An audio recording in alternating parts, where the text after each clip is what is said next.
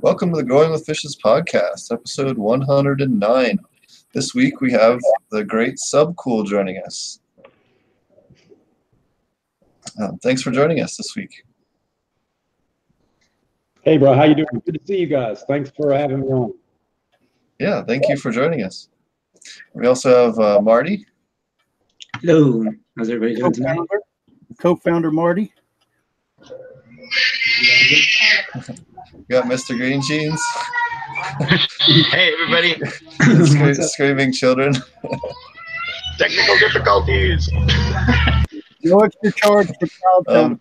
We also have Roger. How you all doing? And we have Josh from Dutch Blues. Hello. And Josh actually helped put together this episode this week, so thanks again, Josh. Yeah. So thanks a lot for joining us. SubCool. Why don't you tell everyone a little bit about what you do and what you're all about? I started growing cannabis when I was really young. I had a friend who, there's always a girl in my stories, okay? So I had a friend who had an older sister, and I thought she was cute. And she had a boyfriend, and I thought he was the coolest dude in the world because he had a sports car, and he smoked weed. And I saw him over there in the house smoking weed, and I said, well, I want some of that. So I found some seeds on a rolling tray, and I grew them. I didn't know a way to buy weed as young as I was. So we started growing it, and my parents' first look into that was I was about 11 years old, and they found a pot plant in my window. So they didn't know what to do. I hadn't smoked it yet, by the way, just learning. And they turned it into mysticism. You know, they were like, you can't have this. And I was like, wait a minute, it's a plant.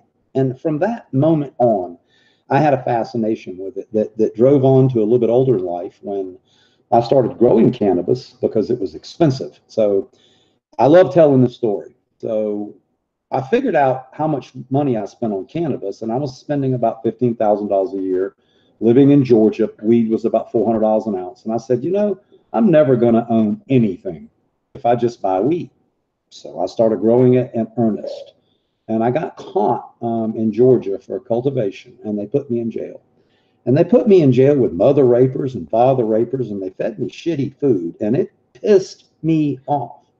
And when I got out, and I started growing cannabis again in Florida, and I got caught with about 900 plants, and I got sentenced to 18 years in jail. And so I ran. I stayed in Amsterdam, Europe, Spain, stayed out of the country 4 or 5 years. And I eventually dropped my guard, came back into America, and I got picked up on a warrant, finished doing my time, moved to the West Coast and started a seed company called TGA Genetics, where I distributed seeds throughout the world through Overgrow and a couple of other websites. And we think we were one of the first companies to openly sell seeds in America. I can tell you that the event we sold seeds at, no one was selling anything. Cali Connection wasn't selling seeds. No one was selling dabs. But after the first time we sold seeds, everybody did. And I've watched the modern cannabis movement move past some of the old school guys like me and Kyle Cushman and Bog. You ask a 25-year-old grower who Kyle Cushman is, and he might not even know. So now I'm involved in the licensing of corporate cannabis and branding. I have a large brand nationwide, but one of the biggest problems, and I hope to talk about it tonight, is you can go in a store almost anywhere in America and buy my strain, not grown by me, and it might not be tested properly, and it might not be what you need for insomnia or for pain or for your seizures, and we're trying to change that nationwide. We also are working with the Europeans to move some of our California stock into Canada, which we did prior to October 21st, which was their cutoff day to bring in genetics. So we moved 50,000 seeds from California into Canada legally. So hopefully we can improve their beaster situation. I want to talk about Canada tonight. Please circle around to the fact that you can go to prison for 14 years for smoking weed in Canada, even though it's legal. And then that's it. I teach people how to grow pot. I have a website called subcool.com where you can go watch videos. The site is not really a commerce site.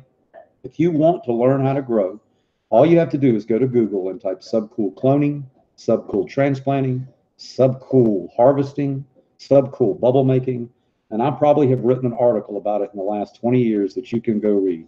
My mission in this world is to teach you to grow so that we can overgrow this fucking planet so they will stop putting our brothers and sisters in jail. And that is my sole reason for being on this planet. That's awesome. So how did you first get started growing and what, and breeding and but I mean, you talked a little bit about growing your first couple of plants, but when did you start, kind of really getting into the breeding end of it? I was living on the run, and I had a good friend named Danny Dodson, and he's the guy that put his house up to get me out of jail. And I wanted to do something. He passed away in Amsterdam. He died of a heart attack in Gypsy Nirvana's house. And, I wanted to do something to memorialize him. So I had a friend who bred cannabis, and that's Soul with Brothers Grimm and also Boggs. I knew kind of how to do it. So I had a plant called Taco, and we bred Taco, Time Killer Queen, and made Danny Boy. That's it. We just made the seeds and grew them out. And everybody liked it. And then it had a good story. One thing you'll learn from me if you follow me is one thing that can really make good cannabis is a good story. So, Danny's name followed through. We only made it one time. And so it gained a lot of fame. You can't buy it. And then I wrote the article, and it got published in High Times Magazine. And everybody's like, whoa, what's this American guy that grows pot and makes strains? And from there, I've created 207 strains, including Jilly Bean, Agent Orange, Pennywise, Vortex, and Jesus OG Kush. And I got to tell you, it gives me a boner when I hang around a bunch of people and they're like, oh, yeah, you're a grower? I go, no, dude, I created Jesus OG Kush. And they're like, what? And I go, well, yeah, I did the artwork. I smuggled it worldwide, put it in every shop. I made fun of it, even though I do believe in Jesus and I wouldn't ever be bad. It comes from a strain called Hell's OG. And I didn't want to name it Satan weed or demon weed. So I was like, let's just call it Jesus. So that story travels around the world, and now people look to me for advice on how to breed.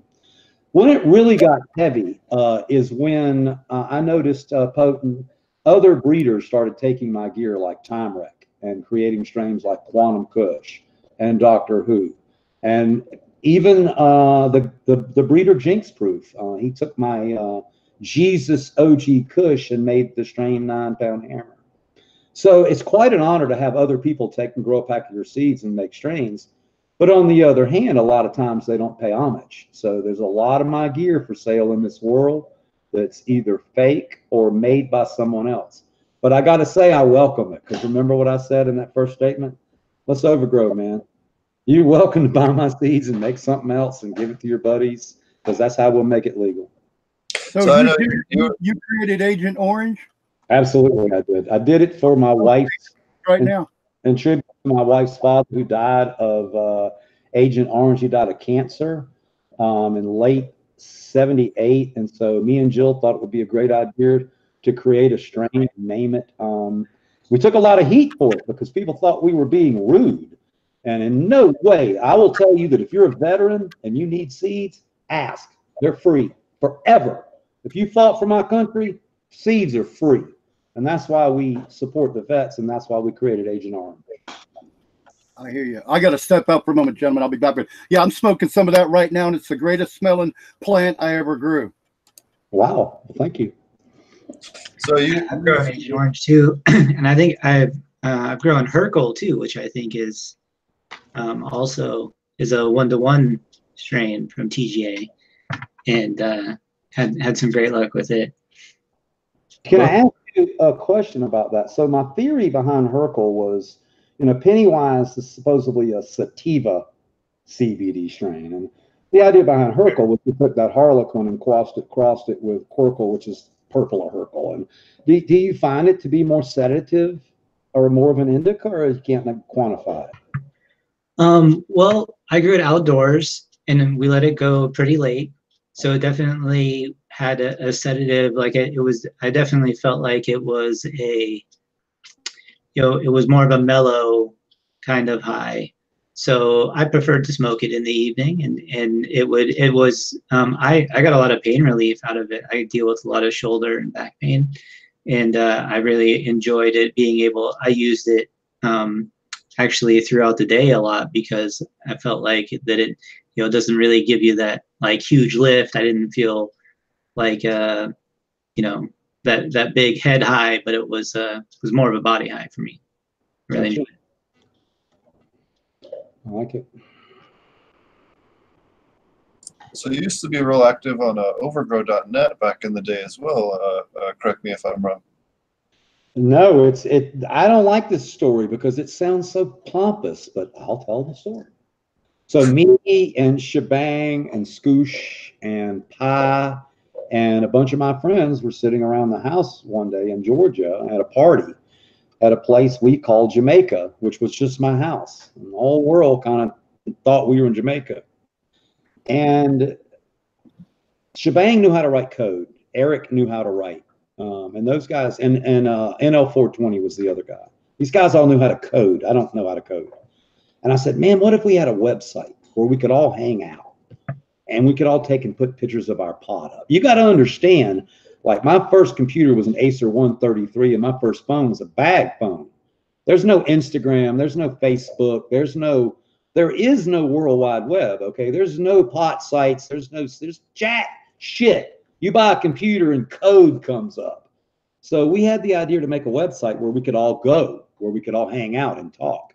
And so these guys built Overgrow. And at one time, there wasn't Roll It Up or IC Mag or THC Talk or Bud Babes and Boobs. There was one thing. It was Overgrow. And we were all there every fucking day. It was the only place to go. You woke up and you logged on. Well, RC owned Overgrow, and I was selling seeds through RC, and RC got busted in Canada, and he had 2 gold bricks for him, and a pack of my seeds, Danny Boy, was on the front of the Canadian Post. You want your balls to shrink up real small. I was scared to death. And so RC got busted, and the cops held Overgrow for 10 years and all his information. And last year, they released it, and some friends picked it up, and overgrow.com is back. And every article is there. All the resources are there. It's not an active community. It's more like a library resource. But what a great story. I mean, you guys, I can't stress it enough. There was nowhere to go learn how to grow. And then there was Overgrow. And Bushy-O Grower, a direct result of this community. Me, direct result of this community. DNA, absolutely. Those guys were in the forums talking to us.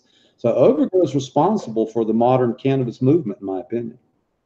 Yeah, I remember it was when I was just starting off. This was way before all the YouTube and all the fancy stuff now. It was overgrow.net. Ed Rosenthal's book, and then Jorge Cervantes had some VHSs, and I don't even think DVDs. He had the DVDs out yet, and that was the 3 resources that I had to even go to. In fact, that's how I learned about Breeder Steve and his early aquaponic stuff, and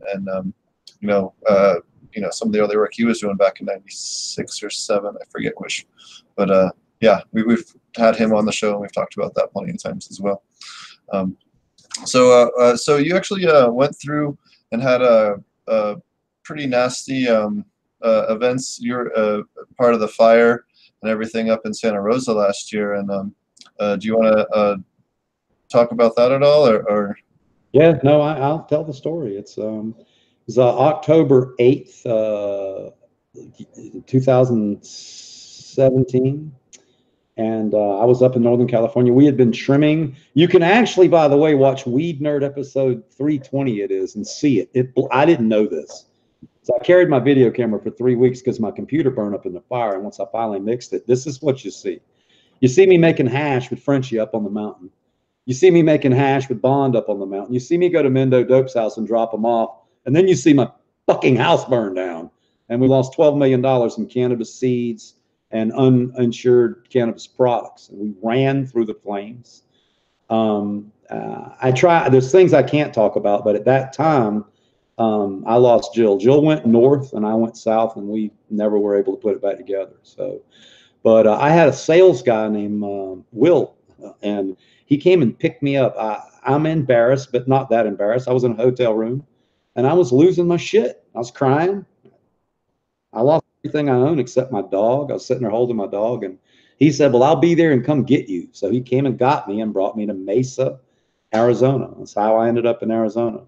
So we're working hard. We bought a bowling alley in Global, Arizona, which we are filling up with cannabis. We're one of the state producers, so we can sell to 121 other dispensaries. But by no means do I have a paycheck yet. It's a rat-infested bowling alley right now. We're working on it. I also have a license in California. I work under a license in California called Seed to Soul, and we have the rights to distribute seeds to 3,100 dispensaries in California. We have 1 million seeds sitting in California in the matrix ready. But California says that I cannot do it because I'm a felon. So we have a team of lawyers trying to figure out how we can move these seeds that you guys want to grow into the dispensaries where you can go buy them under California's horrible fucking new law where weed's $600 a pound with a $150 tax, and it costs $900 to test it. The age of craft cannabis is going to disappear unless you guys right here hang on. Grow your own cannabis and make your own cannabis. The shit you're going to buy at Walmart and Target in the next 3 years is not what I grew up growing. And I want to say one thing more to you, panel, and I want you to hear this and I want you to feel it with me. There's an entire generation of kids, the first time they got high was from a vape pen. Not some girl at a Doobie Brothers concert blowing them a shotgun, okay? It makes me cry. A vape pen is the first time you ever tried cannabis? It's horrible. Agreed. So these pictures I have up now are from that Agent Orange and Herkel. That's Agent Orange there. Gorgeous. There.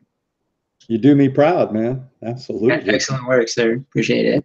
Thank you, Marty. No, you too. Those are giant colas. Well done. I love it.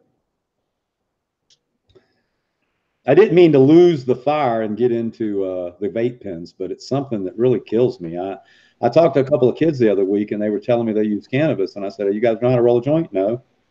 No, how to roll a joint. We have a vape pen. They probably couldn't roll a joint if you asked them to. Well, they can now because I whipped out a pack of orange zigzags. I was going to say, sit down, son. We've got some learning to do. Yeah. Give me that pack of orange papers. He's like, why you need those papers? I was like, just watch. So, Hand me that paper plate. that's it. So, but the thing I went off on in California is, I tell you, it's a big deal right now. I mean, 3 years ago in California under 64, 215, I was growing the best cannabis of my life. I was transporting it myself. I was taking it to Organic Can and Buds and Roses. They were giving me good old American cash for it. I paid my taxes. I bought my groceries. Life was good. You get $3,100 a pound for weed no more, and you can't drive it up the highway no more. Now you got to have a transporter and a third-party packager, and no cartoons. Now I get no cartoons on the package, but they won't even let me use my likeness on a pack. I'm a cartoon. So it's just, I realize the alcohol industry went through this, but the alcohol industry did not suffer what we're suffering right now. I mean, you don't have to produce Jim Beam in one state and then sell it in one state. It's ridiculous. Did you also know that you can buy weed in Washington, drive to Mississippi, and go to prison for 20 years? How do we do this? That musician just did that. The pounds. Yeah, he had some pounds. Yeah. And people made fun of him, but you got to understand, there's never been a time in our country where you can walk into a store as an American citizen and 21 years old, buy something, get in your car and travel not across any borders, no gates, there's no Nazis standing in the way. Or do you pass it? You're just driving. And then somebody pulls you over in Mississippi and you straight up could go to prison for 20 years for possession. And they're trying to get this guy for what, trafficking? Because he had some pounds, right? It's a different world. I'm sure the people on this panel buy packs like nothing. This is what we do. This is the industry we're in. Doesn't mean we're trafficking. It just means I need some weed. So it's a big problem right now. And then you have other situations. Canada. If I can go for a second, in Canada. Sure. So in Canada, I've been selling seeds for 25 years. at worst would happen in Canada before the law changed was somebody would say, don't do it or do it differently. You can go to prison for 14 years now for breaking any of the codes that are in Canada. If a 19-year-old passes a joint to a 17-year-old, he can go to prison for trafficking. So everybody running around saying Canada legalized. Canada regulated out the ass. You smoke the pot they want, where they want you to, when they want you to, and you can smoke some pot. Other than that, it's not legal. Yeah, and so California is really bad as far as the length of the license, but Canada is even worse. I know the one that we applied for just manufacturing was 679 pages, double printed, both sides, and the actual application was what, 42 pages, I think. You had to just write basically write a novel. And they do this to keep moving the target. So I have 4 contracts for Go Cannabis, and as of yet, I'm still fighting for that right. And this is what burns me up. And I think this is the right kind of group to talk about this. If our goal is to regulate, they're not. And anytime you take cannabis in California that's 400, and then you have weed for sale in Florida that's 4,000, bitch is going to be smuggling. I mean, come on. I mean, if you're starving to death and you got 100 pounds and you living in Humboldt County, you're going to find out where the UPS office is real quick. And I make a joke and I see everybody nodding their head, but you can go to prison for this. And these people would rather sell their cannabis locally under real law, but it's gotten too complicated. Yeah, and that's well, go ahead, John. I was just saying, Seb, I'm a recreational grower in Washington, and I don't know how familiar you are with up here, but like most of the companies I talk about it a lot on the show, but most of the companies are bigger companies. I'm one of the few it's just me. I grow all the weed. I harvest all the weed. And, man, it is fucking hard, you know? I haven't even got into retail. Like I can't afford to get into retail. So I have weed that I sit on, you know, and argue about, am I going to sell to some dude for 20 cents a gram? Or 75 cents a gram, or if I'm fucking lucky, $1.25. Like, and to your topic, like, I have a family, you know, and it's really fucking tempting to like, you know, turn them cameras off and like, you know, but it's like I can't do it. I cannot do it. It's too risky, you know. It's really unfortunate because what I'm trying to do is grow really good, organic, clean, you know, cannabis, really cool strains. I'm trying to grow and support my community, and I should be able to sell to my fucking neighbors, you know. But right now we have we started with 1,200 licensed growers. I actually had to buy the license for $75,000 because I came in late because I was one of the medical guys. And now we're down to 600-ish growers, and we only have 250 stores throughout the whole fucking state. You know, where in 2014 we had 3,000 stores. When I moved, you know, when I was like doing the medical thing, so that's like what's happened in the last since our legalization, and we've kind of been us in Colorado the first ones, you know. Well, what sucks is, and I'm going to be one of these guys that pisses you off. So yeah, I heard about a license today in California for $2,500. When I was in California, when I lived in Santa Rosa, I was looking at paying $125,000 for that fucking thing. So now I can just go backwards and some poor son of a gun didn't make it. And now I can pick up his bones. That's what's going on. And I hear Washington's worse. Well, even like this one kind of, you know, gets me. Like I agreed to this. This guy bought this license from some dude for $75,000. He told me straight up, he took him less than $10,000 to set that thing up. And I still pay him on it. You know, it's one of those deals where I make monthly payments. And so when it comes time to like feed my family, and I'm paying this guy, and I've already paid him 20, 30 grand, you know, I owe him. That's what I got to do. I got to pay. But it's, you know, this thing is not easy, you know. So I'm not trying to air my dirty laundry, but you know, just to, you know. That's why we're here, dude. And I got some tips for you. I mean, you guys brought me on because I've been doing this for a while. Yeah. I can give you all some tips. So let me give you some ideas, because I talk to a lot of people. I'm gonna tell you some cool things I've learned. I've got a friend here visiting from Colorado. So where I live in Arizona, they grow mediocre weed. They don't do a lot of bubble. The craft isn't here, but they make diamonds the size of your fist. I mean, they have got the extract art down. Now, the problem with this is they keep blowing shit up, and it's bad for our industry. So Colorado's been around long enough to where they've stopped blasting a lot of stuff. They've gotten more into the craft rosin. So I can tell you that the one product that will sell the best, and it's the easiest to move, is just what I said. Get really good at making bubble hash and then press it. Really good rosin sells for $120 to $150 a gram here. And you don't need to make it. Go ahead. You're totally right. And I just, I won the first Herb Festival here in Washington in 2015 for my hash rosin. You did. And so, dude, I totally am on that game. I got 4 boards I'm looking up at right here. So can you sell it? I can't sell it for $10 a gram, dude. Oh fuck! Come visit me. Yeah. Dude, I know.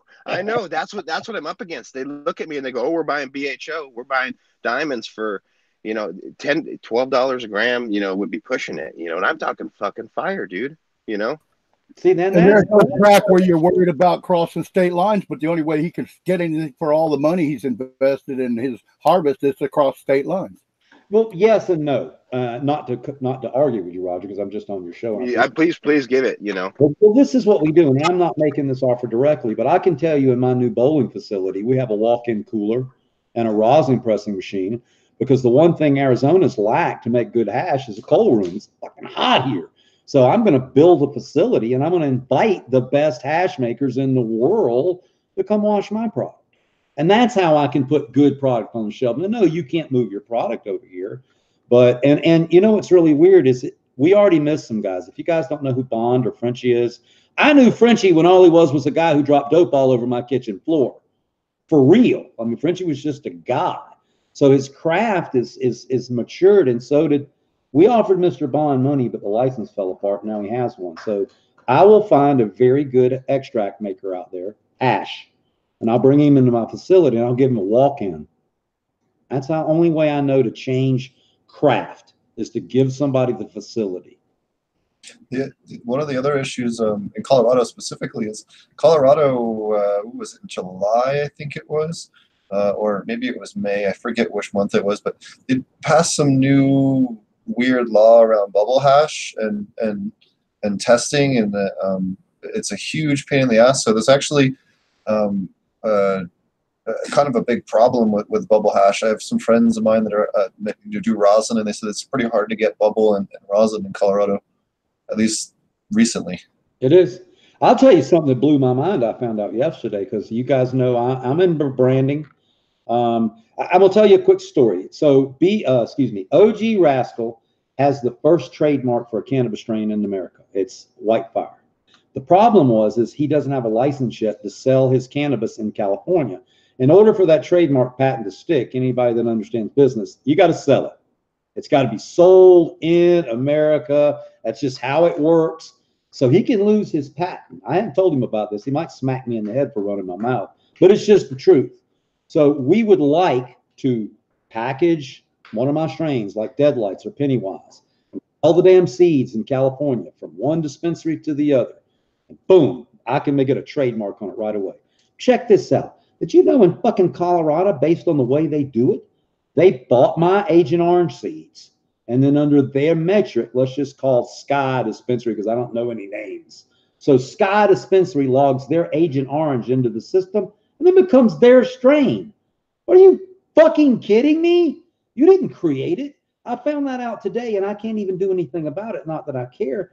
And this isn't about money. They just literally take my strain and log it into the strain in the matrix. And then I find out, did you know that each shop has their own? What are you kidding me? So there's like 20 different versions of Pennywise in Colorado? Well, and then you have so a lot of states, and you know this too, have the mystery 90 days or whatever, where the first 30 days or 90 days, they don't ask where the seeds come from. And then once they have that, then they're locked into their genetics unless they get them from, and most states still do that. Even ones that are just coming online now have a period where they don't ask questions about where the genetics come from, and half the time these dispensaries will just rename it. It could be your stuff, and they'll just rename it. I have a friend here now that works the matrix system in Colorado, and they will literally take Agent Orange and change the name of it to Orange Pie or whatever and rock and roll. And that's cool, because I really do want people to overgrow the planet. But yeah, at least if you've been to prison 4 times for growing cannabis, you would at least appreciate somebody saying, yeah, this is Agent Orange by SubCool, or this is Vortex. Can I tell you guys, do y'all know the story of God's pussy? Do y'all know that story? So in the very first American Cup, a guy named Green Bicycles, Jack with Green Bicycles, grew my Vortex out and entered it. And he didn't think he was going to win. And as a joke, he named it God's Pussy. And so I entered it too, and it won. And I forget her name, Madeline somebody. She's a feminist. And she was standing on stage and they handed her the card. And she goes, and the winner of the High Times Cup is, she passes the card off. And so this is like American history, American cannabis history. You can type it into a Google browser and the story of God's pussy and SubCool's Vortex will come up. My point is, if we had a real federal law to where we could protect our product, this shit wouldn't happen. You don't see Oreos by Bob at the Piggly Wiggly. Oreos are Oreos and Coke is Coke. And the customer that has seizures that needs some Pennywise, it goes into a dispensary that somebody picked a sativa dominant without any CBD that doesn't stop their seizure, we're not medicating our patients. It's not. So what level of stability would you say would warrant a patent, like an F1, or how much? Because this is something that we, I personally I have mixed feelings on the patenting and genetics, but I'm not going to get into it. But what level of stability would you feel would warrant a patent? I guess. Dude, you're smart. That's a great question. So number one, I am known as Mr. Unstable. We do polyhybrids and we select. So I would think the first thing would be to trademark the cutting itself. So we have a 28-to-1 Pennywise cutting. We found it in 100 seeds. I'm not gonna lie to you, you may never find it again, ever. I think a shop should have the ability to lock that down through Phylos. Do you know what Phylos is? So Phylos. Actually, a real good friend of mine in Colorado actually works in the same lab. So we do Phylos testing, and then we get a genetic stamp from the breeder. And that's all I'm pushing for. It sounds like I'm pushing for a lot. All I want is when there's a strain in a shop, I want it to carry my mark that says this is really what it is. Agent Orange, which helps you with your depression, is Agent Orange. And Pennywise, which helps you with your leg cramps, is Pennywise. That's it. It's a real simple thing. And in the next 10 years, I think you're going to see it. We have collaborated with Kyle Cushman, OG Rascal. You're seeing breeders start teaming up with each other's breeders to start protecting intellectual rights. My idea was to get Soul, Mr. Soul, Cinderella 99, Kyle Cushman, OG Rascal, me together. That's a powerful group, but right now California law says we can't work together. So y'all see where I'm going. I mean, there's a lot of power in having 4 breeders that have almost 400 strains under their belt. But will they let us do that? And that's the problem with a lot of the current laws now in a lot of different areas, is that the people that actually know what the hell they're doing are the people that happen to have gotten arrested once or twice for doing it.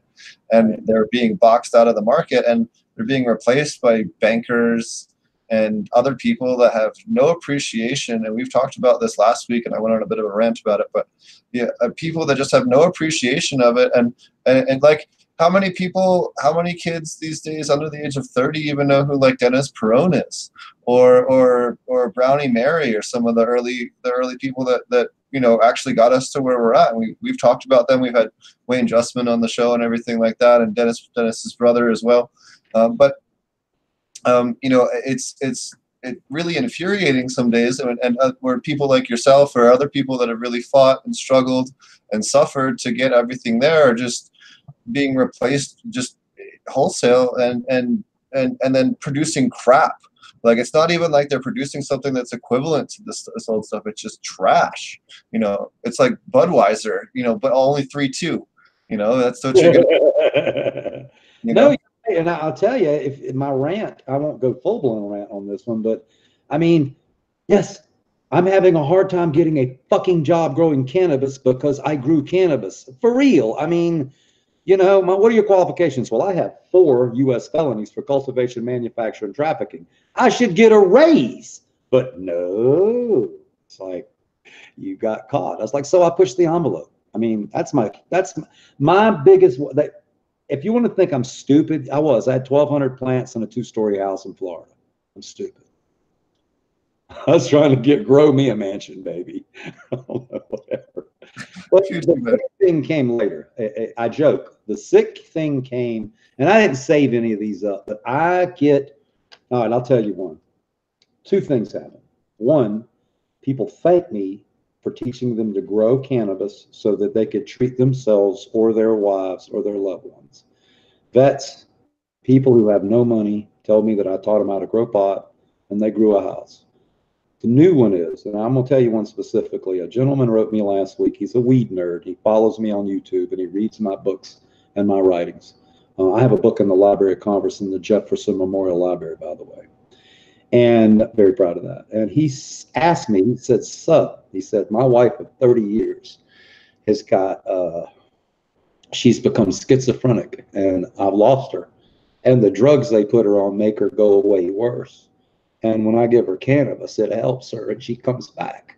And he said, could I buy some seeds from you, man? I was like, God, how could you ever charge somebody for that? How could you ever not help him? I sent him 15 packs. I mean, he has somebody with him for 30 years, and he's losing her, and cannabis brings her back. And Big Pharma didn't want to help. And if I can help this man in any way, even if he doesn't grow the seeds, even if it's just somebody saying, man, I hear you, and I'm sorry, and here's a hand. If that makes a difference, then that's why I'm still here. That's really awesome. Thanks for sharing. Sorry. No, it's fine. Don't be, yeah. I deal with a lot of sick people, and a lot of people don't see that side of it. I've become the cannabis, I don't know, the doctor of cannabis, and people ask me the craziest stuff. And I go, I don't know, but I'll send you some seeds. I mean, you know, grow some cannabis and see if your leg cramps go away, or if your sacroiliac goes away, or whatever you have in your body that help, because cannabis sure has changed my life. So I know. So many strains to choose from too, you know, like I always encourage people, you know, because especially, you know, new people, you know, that are looking specifically for medicinal relief. A lot of times they'll try one strain that they, you know, buy at the dispensary because, you know, some high school kid, probably not high school kid, but some young person getting paid minimum wage recommended this strain to them. They tried it once and it didn't work, and they want to give up. You know, it's a whole, you know, we got thousands of different strains and combinations to go through, ways to consume it, you know, like, so bartender education, Marty, oh God, don't get me started. These guys, I had a kid yesterday tell me everything I needed to know about Deep Purple, and everything he told me was wrong. Like literally. And I tried to explain to him I created it, and he goes, oh, you grow? Let me tell you, they are not hiring rocket scientists. Bud tender is not an educated job right now in our country, but we'll work on it. We'll work on it. Yeah, for sure. I just think that it's important to continue to encourage people. And I've seen a lot of elderly people, you know, like we run the Facebook group, and we've been doing the podcast for a while, and, you know, a lot of different stuff. So I get a lot of messages from people too. And it's always great to, you know, when they have success, like, you know, even just growing. And then on a whole nother level, if they can have some success, like I can't even imagine like you guys creating a strain with a specific intent in mind, and having it come through, man. That's got to feel great. Well, the one that has me the most excited in the world right now is it's Deadlights, and I'll tell you why. Deadlights, we hit 28-1, and it is unbelievable. It tastes like peaches and watermelon. You know, when you think of a high CBD strain, you just think of that roadside ditchweed, right? No flavor. No. Dude, my Deadlights taste like peaches and cantaloupes. I mean, it is awesome. And so we hit 28-1 with it. But what's as important is I want next year to work with Pheno Seed Bank, who has some 45-1 hemp varieties. Now, I've talked to one other breeder who's down with this, and a lot of cannabis growers are starting to grow hemp because the regulations on hemp are much easier. You can grow hemp for cordage and sell the shit out of it. You don't have to deal with all this crap. So a lot of people are switching over. I want to take one of these 40-1s and cross it with one of my 25-1s. But here's the difference. Hemp is below 0.03. Everybody understands that? So all the time when I buy my penny wise and grow hemp, I go, whoa, buddy. I don't make hemp, I make cannabis, and you're not going to get below 0.03 with what I have. But what if we take something in the 40s or 50s and we cross it with something from the cannabis family, and we make a hybrid plant that's high THC and high CBD? Talk a 2040, talking real medicine, folks. And as long as we can maintain the terpene profile, and I think I can with selection, we'll have something new. Not necessarily that can be grown in a hemp farm, because we get so good that if you fertilize the plant, it'll go to 0.04, and then you have to throw thousands of pounds of hemp away. But we want to grow this new variety in cannabis farms. So 35 and 40 with 10 or 15. Can y'all dig it? Yeah. So that's my new thing, and it's pretty easy. Pheno Seed Bank is one of the leading producers of hemp seeds in America, so it's an American hemp farmer. And I am proud to tell you I am an American cannabis seed producer and have been for 30 years. And so I'm proud of that. I didn't go to Amsterdam like everybody else. I didn't tuck tail. I did it here, and I'm proud of that. And so we want to make American genetics together with our friends like Pheno Seed Bank. So what traits do you look for in when you're breeding in male plants specifically?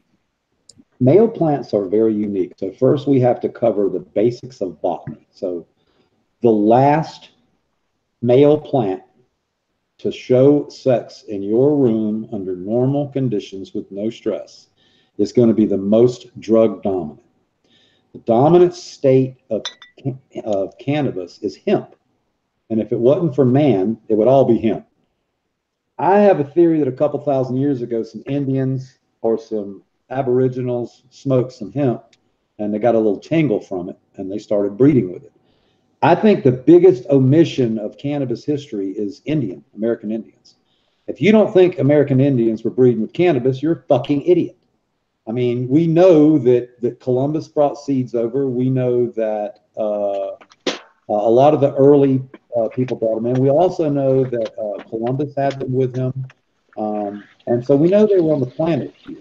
So all that was left out. So I'm rambling here. But so if we leave it alone, the very first male plant to show sex is going to pollinate the female plants. And over time, they all become hemp. So what we have to do as breeders is find that one male plant that wouldn't make it. We look for a plant that has capillate resin. In other words, the male plant has visible resin. We look for a terp that is unusual. And unusual means most male plants smell like grass, wheatgrass, hay, etc. If you rub enough male plants, every once in a while you rub one and you're like, oh shit, it smells like baby poop and puke and cherries, for instance. Make the note and put him over in the corner. So if he's the last male plant to indicate, he would never make it in the wild. And so that's a good thing. If he's got the right kind of smell that we look for, that's good. And then we move on to the next. We want to flower him out, and he has to have big balls, as ACDC would say. We don't want little wimpy clusters, because that's not going to force clusters of large colas. So it's just common sense that a plant with big, giant, grapey clusters, big colas of male plants, is going to produce plants better than a male that's got just a couple of little male pods. So that's next. And then another one that's kind of unusual is huffing pollen. Now, this sounds kind of crazy, and I don't mean with a straw, but in a breeding room, when you kick a male, the pollen will release, and you breathe it in. Some people, by the way, get horrible hay fever attacks and choke to death. I have a fatal respiratory disease, and I don't have any cilia in my lungs. They're all gone. I don't sneeze or anything, and so I can smell pollen. And so what I do is I open my mouth, and I go, and the pollen lands on my tongue and on my gums and on my lip, and you can taste it. Okay, the taste that we really want to get away from are grass and hay and believe it or not, pine. And this taste we want to get into is something really exotic, like oranges or strawberries or watermelons or coffee. Yeah. That's that male that is unusual. And then last, we take that male, we cross it with a known mother plant, and we give those 1,000 seeds to growers, and we let those growers grow the plants out, send us back the information. If we're looking for cherry, we're looking for growers to say, "Sub, it tastes like cherries." If we're looking for short, we're looking for growers to say sub. It looks short. And if we get too many characteristics from a test strain that we didn't want, we kill it. And I just wrote an article about Black Dahlia. If you guys are growing Black Dahlia, it's a beautiful strain, beautiful coloring. Everybody likes it, but 3 test growers got hermaphroditic traits, and I crushed the strain. It's gone for good. It's even been picked up by a magazine, and people call me and want to buy it. But as a breeder, you cannot give in to that. If you good growers grow it out and they say, sub, I had to kill a couple females because they had monkey food on them, then you have to be true to your craft. And I think that is one thing I've done that other people don't do. I've killed so many plants. We used to throw seeds away in this one copse flower bed in Georgia. We'd go by 1,000 and toss all the seeds in the yard. But you got to be willing to kill a strain. All the seeds, all the clones, all the parents, and not put your name on it. And if you only produce really good genetics, then down the road, maybe somebody will remember you for something like Kaboom or Jesus or something like that. Is there any weird or oddball traits? I know Mr. Green Jeans has talked about the one strain he's grown has had a bunch of twin seeds and some other funky traits that we've talked about in the past. Is there any maybe oddballs or funky mutations you've seen along the way? And the other question with that is, do you think that, because I've heard different things on polyploids in cannabis and whether or not they're actually genetically possible, given the way that cannabis's genes work? You know, I will tell you, I'm not a trained grower. I taught myself. But we always thought a polyplant was that 3-sided thing, and we see them all the time. The 3-sided plant.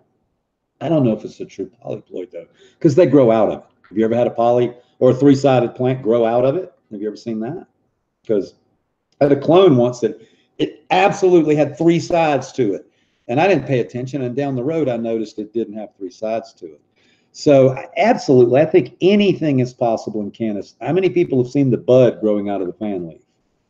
You know, we call that wanting to be dank, baby. It wants to be dank. It's just growing a bud leaf out of it. You know, cannabis isn't a magical plant, and then we are interspecing the hell out of it. I mean, you got to understand. Somebody talks about land race now. I almost laugh. I mean, everybody is crossing everything with every single thing, and so it's really hard to get down to that original land race. So I have seen my favorite morph is a plant that's yellow and green. God, I wish somebody smarter than me could tell me what that is. So that's half the leaf is yellow and half the leaf is green. Have you guys ever seen that on a plant?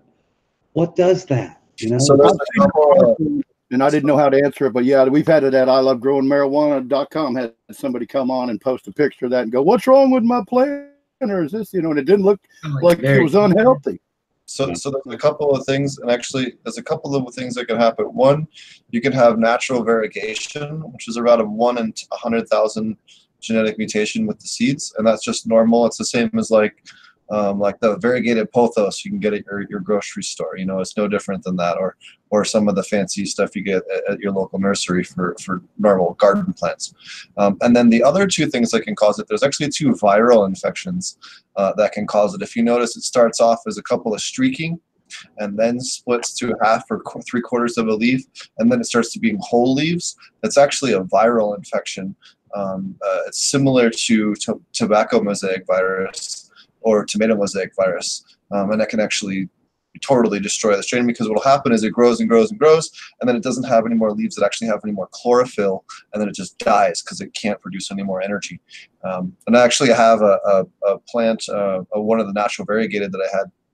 I posted a video on it on my YouTube channel from a couple of years ago that I got, and then I've also had once or twice I've seen it was cross-pollinated with hemp, field hemp, that was blown, pollen blew in Colorado, actually, that I've seen that viral infection. We've actually tested a lot of our plants through tobacco mosaic virus because I was scared about it. I wanted to cover one thing real quick since you guys got me on here. Sure. That's important. People talk about genetic drift a lot, and I don't believe in genetic drift. I believe genetic drift happens when you take a sick clone. So I think one of the things that's really important for growers to get good at that we don't ever talk about is cloning. Just because you can make a plant live, It doesn't mean you're good at cloning. If it takes 15 days to root, you may be damaging the DNA chain inside your plant. And I've actually seen plants get sick from this. And these are two things you can do to get out of it. One is put them in the sunshine, which is not exactly practical unless you've got a sealed room because it can get bugs on it. But we now are doing cellular cloning, tissue culture cloning. And we just bought a kit off of Amazon and we're teaching ourselves. So far, we have nubs, and that means something's growing in the agar, and no mold, no mildew.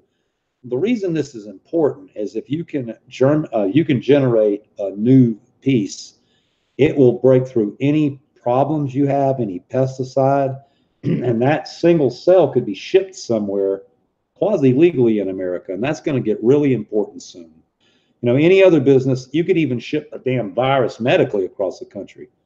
Cannabis, moving cannabis from one state to another is becoming impossible. We believe in the near future, you'll be able to do it legally with tissue cultures. So that's two things that I think people should study up on. If you want stuff that you can hone your craft, get really good at taking really small clones, I think it's really important. And buy you a $134 kit from Amazon and start cell cloning. It's fun as hell, man. It's Mr. Science on a whole new level. Well, I was involved with a guy building a 100,000 plant facility in Canada last year, and that's what he wanted to do. He wanted to do cultures. Yep. So that's interesting you bring that up. That's what he saw as the way to go.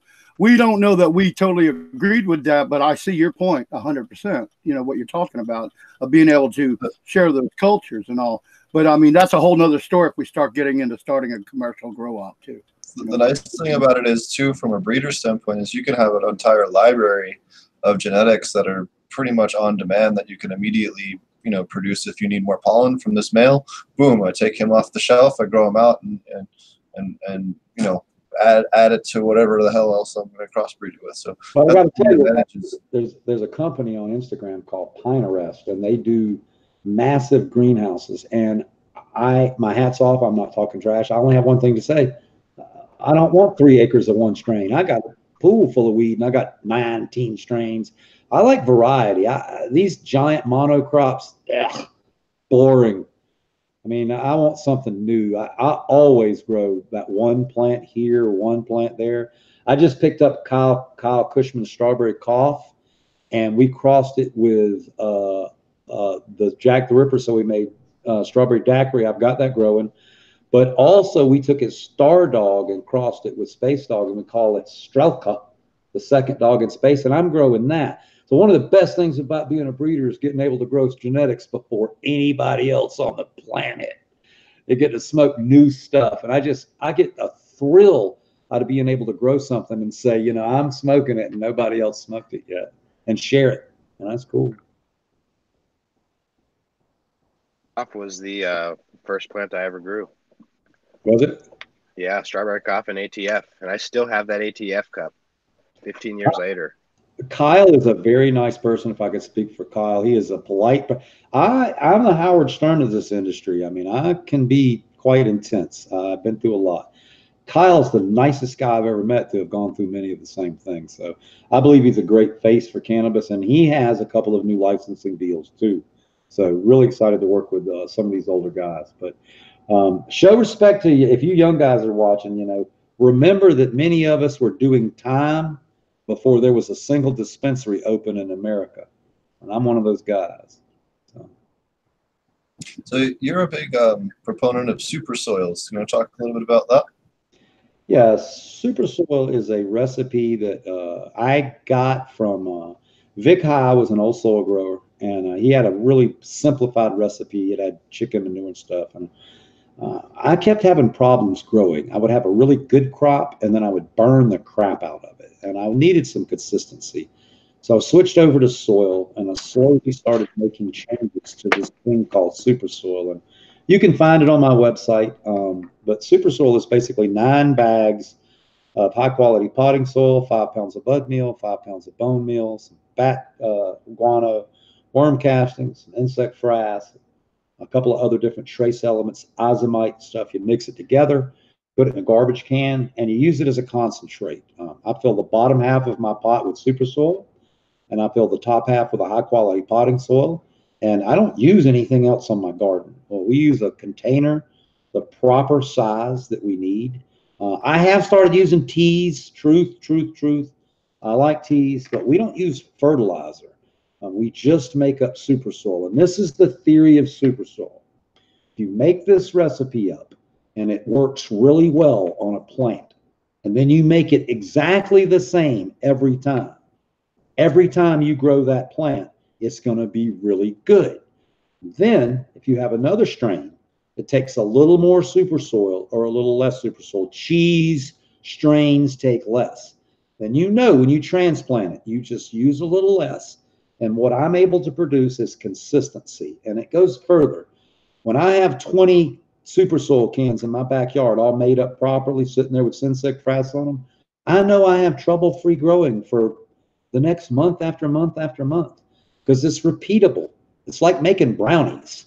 Take the super soil, you put it in a pot, put the plant in there, you shape it, and you feed it with water, good, clean water. And I'm able to produce anywhere between 2 and 2.5 pounds per 1,000 watt light using super soil. And then I was able to transfer this method to other people. And even people in Ireland and the UK, where apparently you have to ride a fucking bicycle to go get your worm castings, still make worm castings. I mean, you can buy sheep poop and you can get, it's just simple ingredients. There's no place in the world that doesn't have blood meal. There's no place in the world that doesn't have bat guano. There's no place in the world that doesn't have, worm castings. And so it's just a simple formula that you can run down to the grow shop, mix up, 3 cans of it, and 3 cans of it lasts me through about 10 pounds. So a lot of people have transferred this recipe. Me and Dutch were talking about it beforehand. There are entire factories that make super soil and then deliver it to giant commercial grows, and they just grow in it. Just go. Yeah, I get questioned about that all the time on the forum too. We're always, I mean, it's funny. I love having you on tonight because you're sitting here going through all the stuff you've been involved with, and I get these questions. I do my research, and I've used I've made super soil basically in the past when I first started growing. Then I grew into the nutrients, and I went all over the place because I teach people, but I wasn't interested in just doing one thing, and I don't think you did either. You've come to what you think is the best. And that's what we're all striving for. But yeah, I get the questions about super soil all the time. So it is so great to hear you say that tonight, because now I have a better way of answering questions to people on the forum. And we've got thousands and thousands of new growers, and they're our age. That's what I love about it. They're the growers that are coming out in droves on the forum, and at least ours, because I made our forum very friendly. There's nobody's getting cussed out or anything over there. You can come there and learn to grow successfully. We've had first-time growers win the Bud of the Month contest. That's almost unheard of, to have a guy that never grew before buy your genetics, grow a plant, put it up, and the membership votes his bud the best, and he wins a pack of free seeds. And we do that every month. But I get the super soil, and now I feel more confident about giving a better, more informed answer. So thanks for that. You're welcome. And Roger, I'll tell you, the biggest contingent of growers is older growers. I heard something funny last week, and somebody asked me if I had some weed that wasn't so strong. And you guys laugh, but you're going to see people who want 13 and 14% strains who want to sit around and smoke it, not see and shit. You know what the #1 seller was when Colorado legalized the first 2 years? What? The #1 seller for all cannabis products in Colorado, as far as single item, was the Rookie Cookie. The super, it's like 5 or 10 milligrams in the whole cookie. That's the thing that was selling the most. So it was just, that's because you have so many people that are, especially older people, coming into it. And it's I also do work with Weed for Warriors and Grow for Vets, post on the forums, and we've had them on the show as well in the past, and I've worked with them at events as well, and it's really awesome to see so many people in that 40 to 60, even 70 age range. I know the very first cannabis class I ever taught on aquaponics, I had a 19-year-old and an 88-year-old, and to this day the 88-year-old lady, I ended up going to her house later on, had probably the nicest cannabis plants I have ever seen in my entire life in terms of actual size and average cola size. To this day, I still think is the best ones I've ever seen. So it was just so nice to see such a wide range. You wait until you get, not cutting down my culture or my son's culture, but you wait until it's not Beavis and Butthead, till it's the guy that's growing the champion tomatoes every year for the past 30 years that put some cannabis in his yard. That's what you're going to see. I need to kick out, but I want to tell you guys, and I have a little message for you guys. So each time in my life when something tragedy has befelled me, and generally in my life it has been getting arrested for cultivating a cannabis. The way I bailed myself out of it was I took a seed and I planted it with love and respect. And that plant gave me back everything I needed. And when I came here to Arizona and my house had burned down and I had nothing, I bought some dirt and I put some seeds in it. And you can go on my Instagram now. I got a pool full of weed and 2 brand new cars. So, and I'm not trying to be an ass when I tell you this. What I'm telling you that even when we were talking about the low prices of cannabis and the regulatory problems, this plant has given me everything I have ever had. Literally the things I own were bought with cannabis money now. So if you give your love and passion to this plant, it will still take care of you. And for those of you guys who are looking to buy my seeds, you can go to subcool.com. There's a list of distributors. It's pretty easy to get my seeds. I mentioned it before. If you're sick or broken and you need my help, you can reach me at subcoolseeds@gmail.com. I read every email just like you're my brother.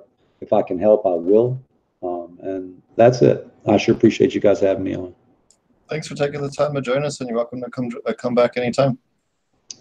Yeah, thanks for coming. Really appreciate it. Thanks a lot. Awesome. Thanks again. I'll see you soon. Roger, I'll have to come over and check out your site.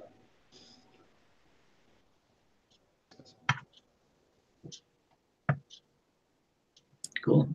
And if anyone wants to check him out, you can go to subcool.com and get his genetics as well as TNA genetics as well. And the links for those are in the description as well. But TGA genetics, I'm sorry. A little too much partying yesterday on Halloween. Thanks. Marty, you're not always with us this late. What's new with you and your garden?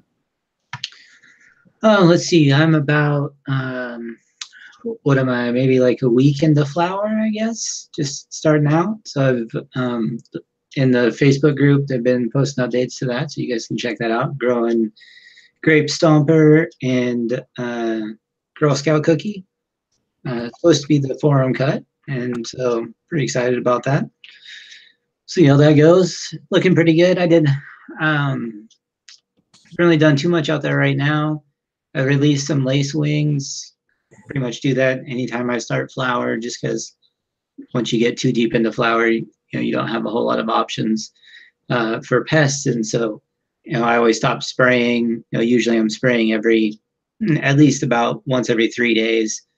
But I stop as I go into flower and release beneficials. So I had earlier, I think I did beneficial nematodes, and then this time I did just lace wings. So that's about all I've done in the garden recently, and yeah, just really excited. The grape stomper really grows like crazy. I think I talked about this before. It kind of grows like a re-veg plant, and it just throws branch after branch after branch after branch, and so makes for a nice thick scrog. Kind of excited about that. See how it goes. Should be a pretty nice yield. It's supposed to be a pretty good mix too. So that's what's up with me. Cool. So, do you have any other thing different? Any different genetics or anything this run? No, the only thing that I'm doing different on this run, well, I haven't grown either of these two genetics before, so yes, they're both new. But in addition to that, one of the things I'm doing is I covered the top of my dual root zone pots, and we talked about this a little bit also, I think before, but I'm in a top dressing with Bokashi brand and trying to encourage fungal growth kind of like you do in a sub-irrigated planter. So hoping to get an even more fungally dominated soil layer in my dual root zone pot. So I think I probably have a picture. See if I can throw it up.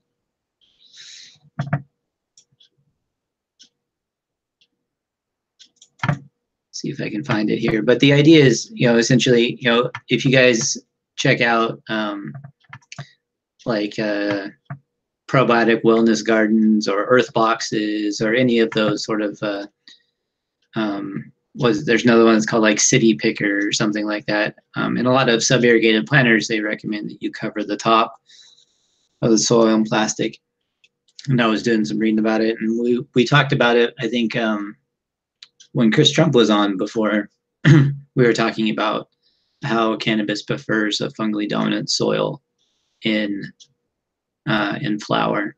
So that was kind of what led me to trying it on this run here. So let me find a picture of it here. But other than that, everything's pretty much the same. Still running the veggie V2 Lite and the ceramic metal halide. So those are both, I think the LED is like 560 watts and the ceramic metal halide are 330 each. So that's 660 total. So Marty, I know we all know we all talk about this all the time with the dual root zone. And when you say sub-irrigative, would you like to explain that while you're looking for that picture and say some of the newbies out there what you mean? Because they're going, what do you mean sub-irrigative? Yeah, sub-irrigated planter is just like it's like a way of doing just a pot, I guess, in that you have a reservoir at the bottom that you fill up. So you're watering the plant from the bottom up as opposed to the top down. So generally there's like a tube, like a feed tube that you can pour water into. And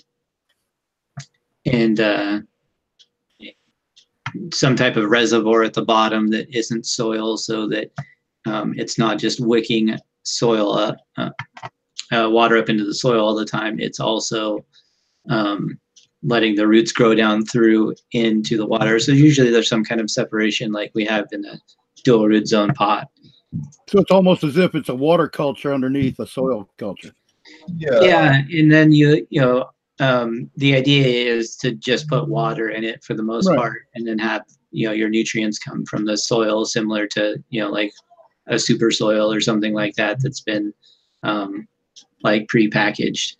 Yeah, the idea being it won't dry, the roots won't dry up that way. They're just, you just need to give it water and you'll let the nutrients still be drawn in the top layer and stuff like that. So all you folks out here, that I just wanted to make sure you understood what we were talking about.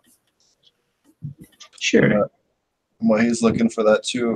We have a lot of new listeners on right now.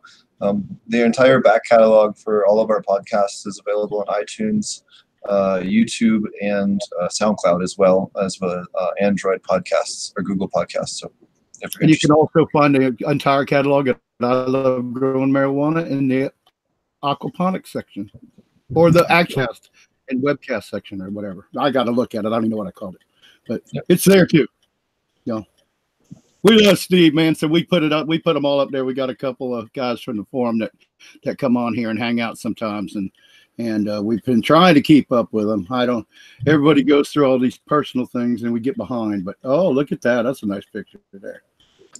Yeah. So here you can see I have the dual root zone pot. So it's the bottom of the pot is down so that it just gets underneath the water level. So when my bed fills up with water before it drains out, it gets to a little over halfway full.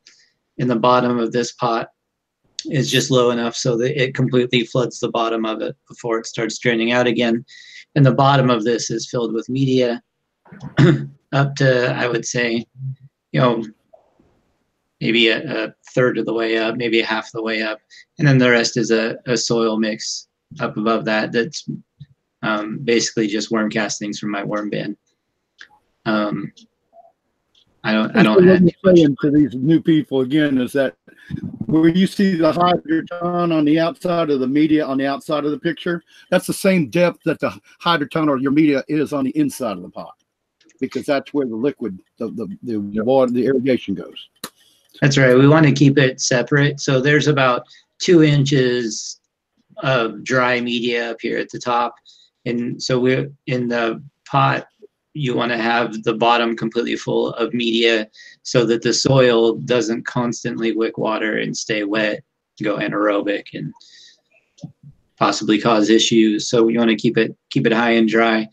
And especially, you'll notice these aren't fabric pots, but if you are going to use fabric of any kind, you'll want to go even higher because they tend to wick even more, a little bit in the fabric. So I definitely don't recommend it, but if you do want to try it, or it's the only thing you have, I always recommend that you go, quite a bit higher with your media in a fabric pot before you do your soil layer. Okay, yeah. What is the purpose of the skirts on top? Just because you were spraying foliars, or? No, this is what I was talking about. This is where I'm covering the top of it and essentially making it darker and keeping the top of it.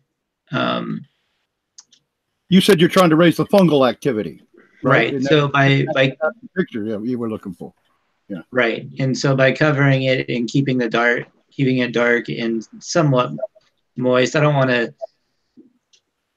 definitely don't think that it should be wet by any means, but damp on top, it helps with the cover. So what I did is I had these in place for quite a while and knew that it was adjusted properly. Without the cover on it, it was completely drying out, so that I knew it wasn't wicking anything. And then I added the cover to it, so that I knew it wasn't going to get too wet in there. So just the very top, basically what evaporates and drips back down onto the top of the soil is what keeps it just the very top of it just a little bit damp, and is supposed to help encourage fungal growth. Very cool. Why plastic and not just like a mulcher? What's the thought there?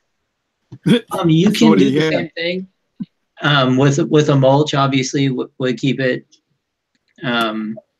dark in the same way and serve the same purpose.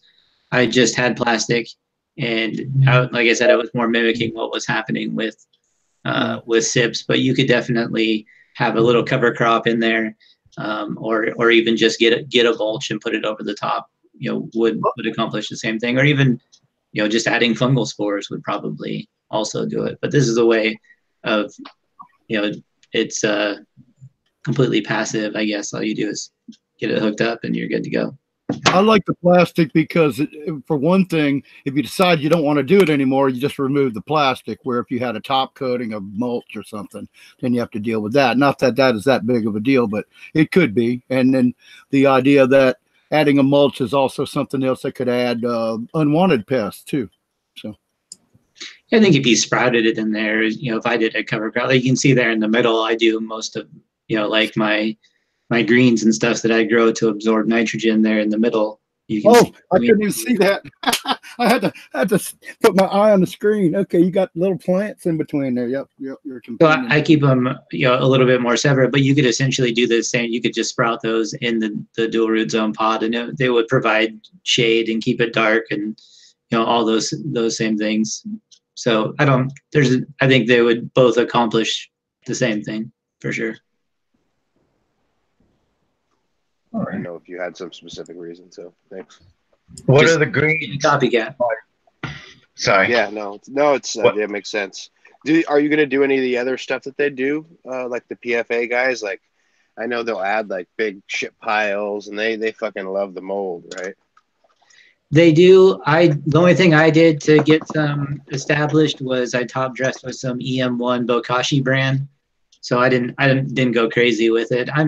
I'm not much into the a lot of labor intensive stuff, because my normal job 40 hours plus a week is to do shit with computers all day. So labor intensive stuff is not really something that I can keep a handle on for very long. So for me, it's relatively low maintenance to just spread out some EM1 Bokashi brand and take that route. So I top dressed the EM1 Bokashi brand and then worm castings over the top of it and then covered in plastic.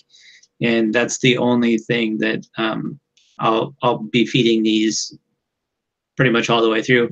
I'll throw in, just like I do in all my systems, I'll put in the worm tea from the worm bin, but the idea will be to keep that all sealed up all the way till the end of the run.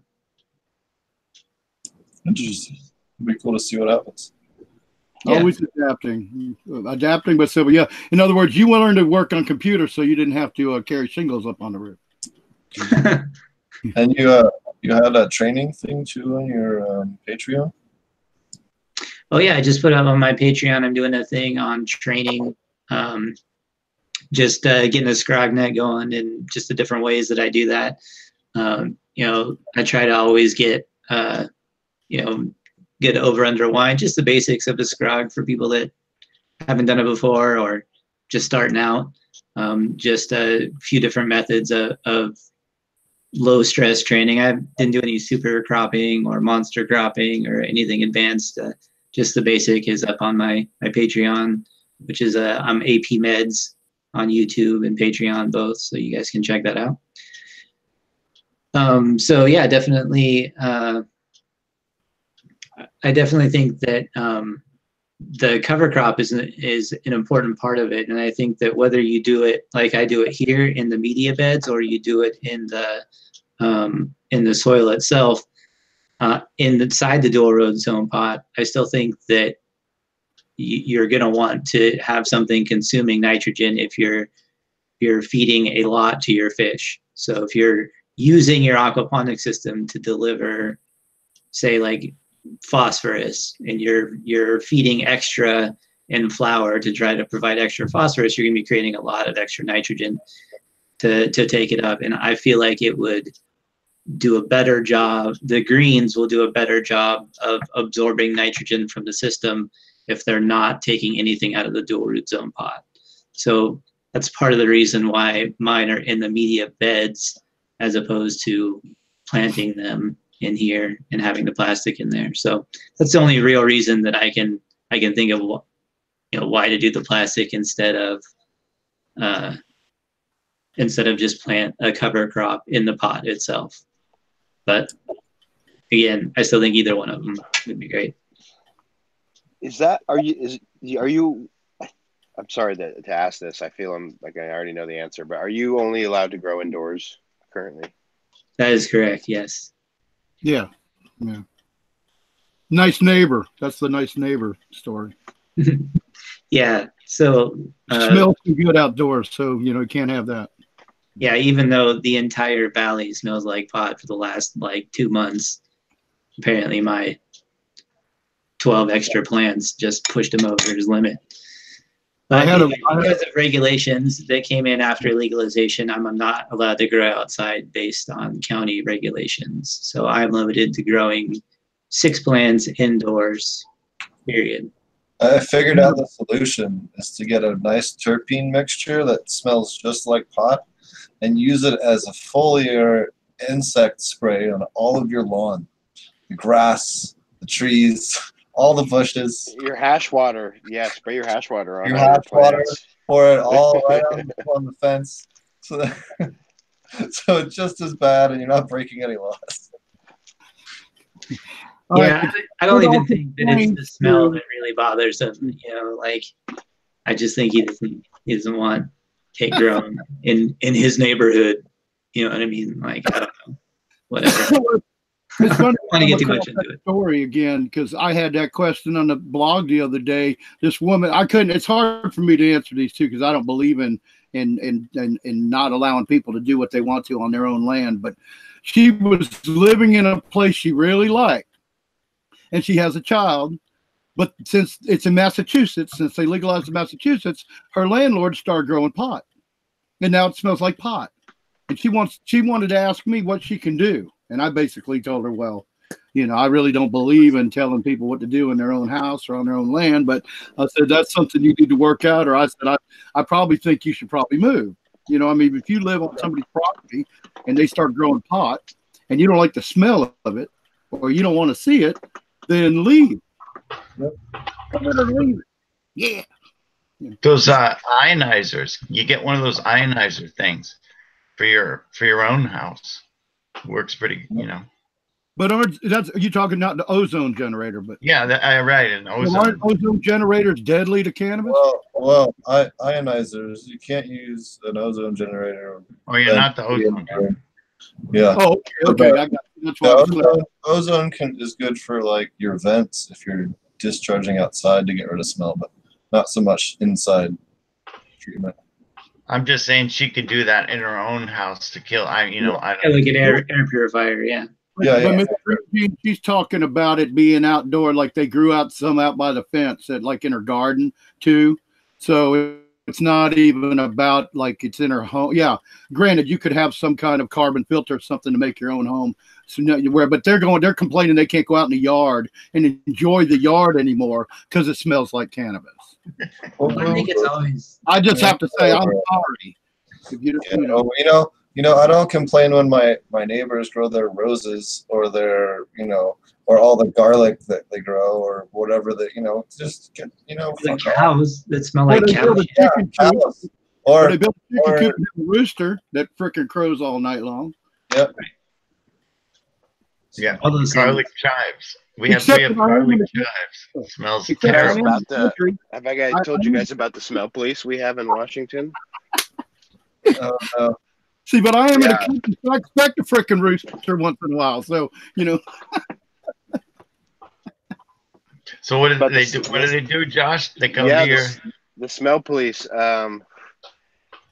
Oh man, as I start into this, I'm like, shoot. Oh, I can know where you're live. Yeah. There's these organizations that are non-governmental organizations in our state that manage pollution and smell, and in a lot of cases they do a lot of good work. But because of how cannabis is not classified as an agricultural product in Washington, right. It doesn't fall under. No, it's a really shitty thing. So it doesn't fall under the protections.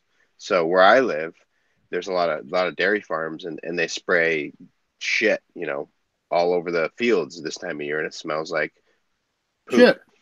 And that is actual fecal matter, like going up my nose. I know this, and that is gross. And pathogens and all kind of shit. And pathogenic, yeah, right. And anyways, but because cannabis in our state isn't classified as agriculture, these clean air agencies, as they are, have decided amongst themselves that they are going to tax cannabis for the smell pollution, and it can be upwards of $15,000 a year to pay these things, and it's sort of the thing, like, once you answer the phone and you engage, the more you engage, the more you give to them, so I'm like cautious about saying it, as my little thing says Dutch blooms, but I haven't engaged with them. And it's funny because my greenhouse, I have an outdoor grow, you guys have seen it, and then I have a greenhouse. And in my outdoor grow, obviously there's no way I could mitigate the smell of my outdoor grow. Thankfully I live in a total forest, and so I really have no smell outside of my area because it just kind of goes up straight up. So it's pretty awesome for the neighbors if they had that issue. It doesn't even smell like on my property outside of the fence, because the fence is 8 feet tall, and so like you can smell it this time of year for sure, kind of when you kind of come into our little area, but not anyways. This whole clean air agency thing is really a joke, and some of these business owners will get on the phone with them, and next thing they know, it's like, you got to pay us $1,000 licensing fee, and then they start fining them, and it's literally just some dude. I got on the phone and talked to one of these ladies about it that worked at the office, and they call it the nose test, and they'll like go over to your neighbor's property and they'll sniff. and depending upon what they sniff, there's a scale that they write down, one That's a through real five. scientific way to do it. Yeah, right. I want to meet somebody that has their job and make Dude, them.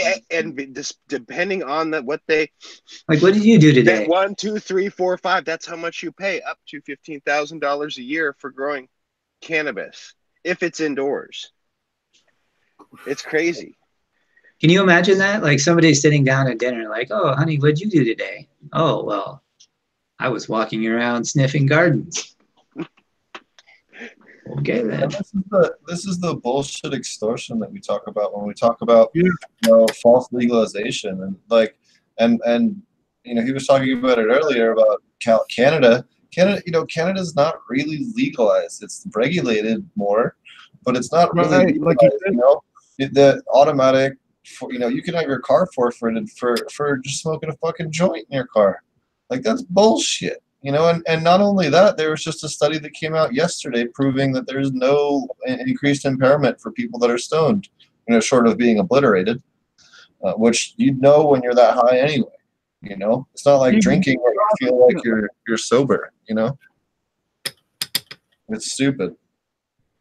Yeah, they really have, like you said, and like SubCool said earlier, they really what they did is they legalized it so that they could regulate the shit out of things, and it's more and create all these other revenues for the government because they can write you tickets all the freaking time. You're going to just get an ass load of tickets, which is, well, it's funny because before it was legalized years ago in Vancouver, you'd get a ticket for smoke if they bothered. You'd get a ticket for smoking pot.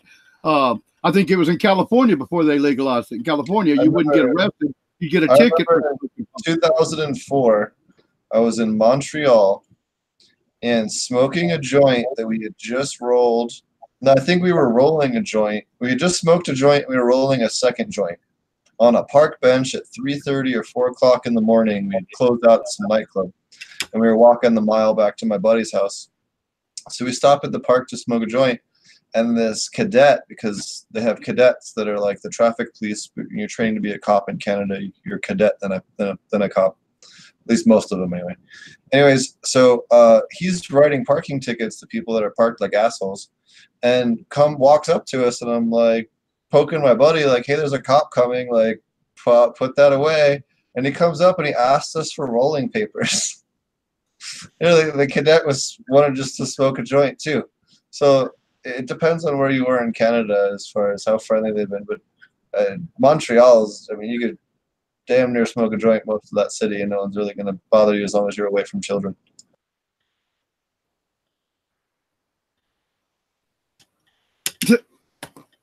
So, everybody go to sleep. What the hell? So, Josh, do you want to tell us what you've been up to and latest and greatest with the conference coming up? Hardcore harvesting. Yeah, I'm beat. So I've got a couple more days of takedown, and then I get a little bit of a break. But we're already starting to buck down the first round of takedown, so it's kind of rolling into that too. But so that's got me totally occupied. But yeah, conferences. I'm really not working on them too much, to be honest. We're all things are going forward. We have some advertising stuff we worked on, and we're kind of working on different stuff like that. But I'm too busy with this right now. And once I kind of get done with harvest, I'm going to kind of start working on different add-ons sort of for these conferences. You were on Hash Church on Sunday. You want to talk about that? Fun. Josh and Kelly from Dragonfly Earth Medicine, they were on, and they organized basically a Dem Pure Farmers panel, and they kind of graciously let me fall under that umbrella, even though I'm not technically a certified Dem Pure farmer.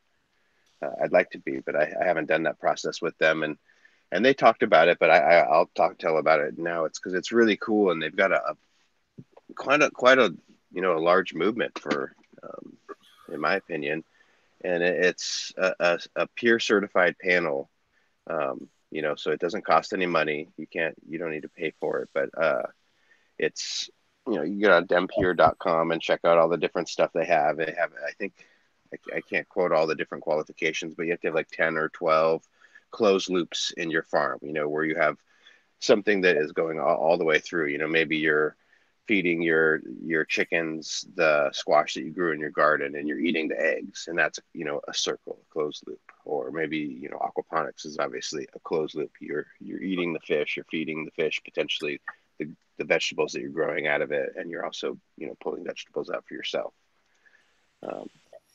And it's peer reviewed. So it's super cool. And so, yeah, so they organized that, and we went on Hash Church, and we just kind of talked about exactly some of the stuff we were talking about on the show.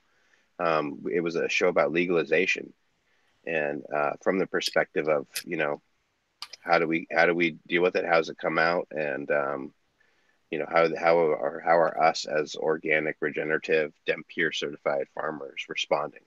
And I think kind of the consensus, these farmers these aren't corporations, these aren't big grows. These are people who are very similar to myself and those on the panel and those probably listening, that we've been growing cannabis for enough time that it's been our lives, it's been our income. And some of us for decades. Some people are generational, third generation in Humboldt, and that's gone away because of the regulation. And it's people are trying to figure out how to deal with that, how to fight up against corporations and survive, and how to get through all the regulations, because it costs a lot of money. And potentially you can't grow on the property you've been cultivating on for 30, 40 years, your family. And so, yeah, the talk was just kind of, how do we survive? And the answer was, as a group, is like, obviously we focus on the love, and we support each other, and we band together. And as laws change, we try to co-market and co-brand, and we reduce our need to be big. We reduce our cost, and we grow other things. We grow vegetables, and we try to be, multifaceted and diverse. And we even talked about kind of like the lean farming method, and we've talked about that kind of concept a little bit on this show, but it was a good show, man. It was really fun. And, it was kind of this sobering show, but it was also very positive. And I encourage folks to listen to it. It was fun. Yeah, they're a great show over there. Anything else you've been up to, or is that it? Yeah, one thing I could bring up, I guess, that we're thumbing through is to start a seed bank. And that's kind of actually why I ended up calling Sub up, because I've always done so well with his seeds, and he grows, with the super soil and organic soil. And I've just always noticed that, that I do better with his stuff than other people's stuff. And I always put it to that it was, the growing the same methods, not the salts, not, kind of plants having to transition to organic methods and different feeding. So we're starting a seed bank to try to bring in just regenerative, organic, soil grown seeds. So just, I know there's a lot of seed banks out there, and this really isn't to make any money. Well, it's to raise money for the conferences. That's the idea. And also just to be a focal point where people could say, I know I want to get organic seeds that are grown in soil and that, grown in good methods. And I can go to this spot and buy them there. So that's something we're working on. It's going to be a slow process, and we're just going to kind of add a few breeders as they're able to come on and support it. And so, yeah, I'm pretty excited about it though, because I don't know, something about it just feels really, really good to be moving genetics,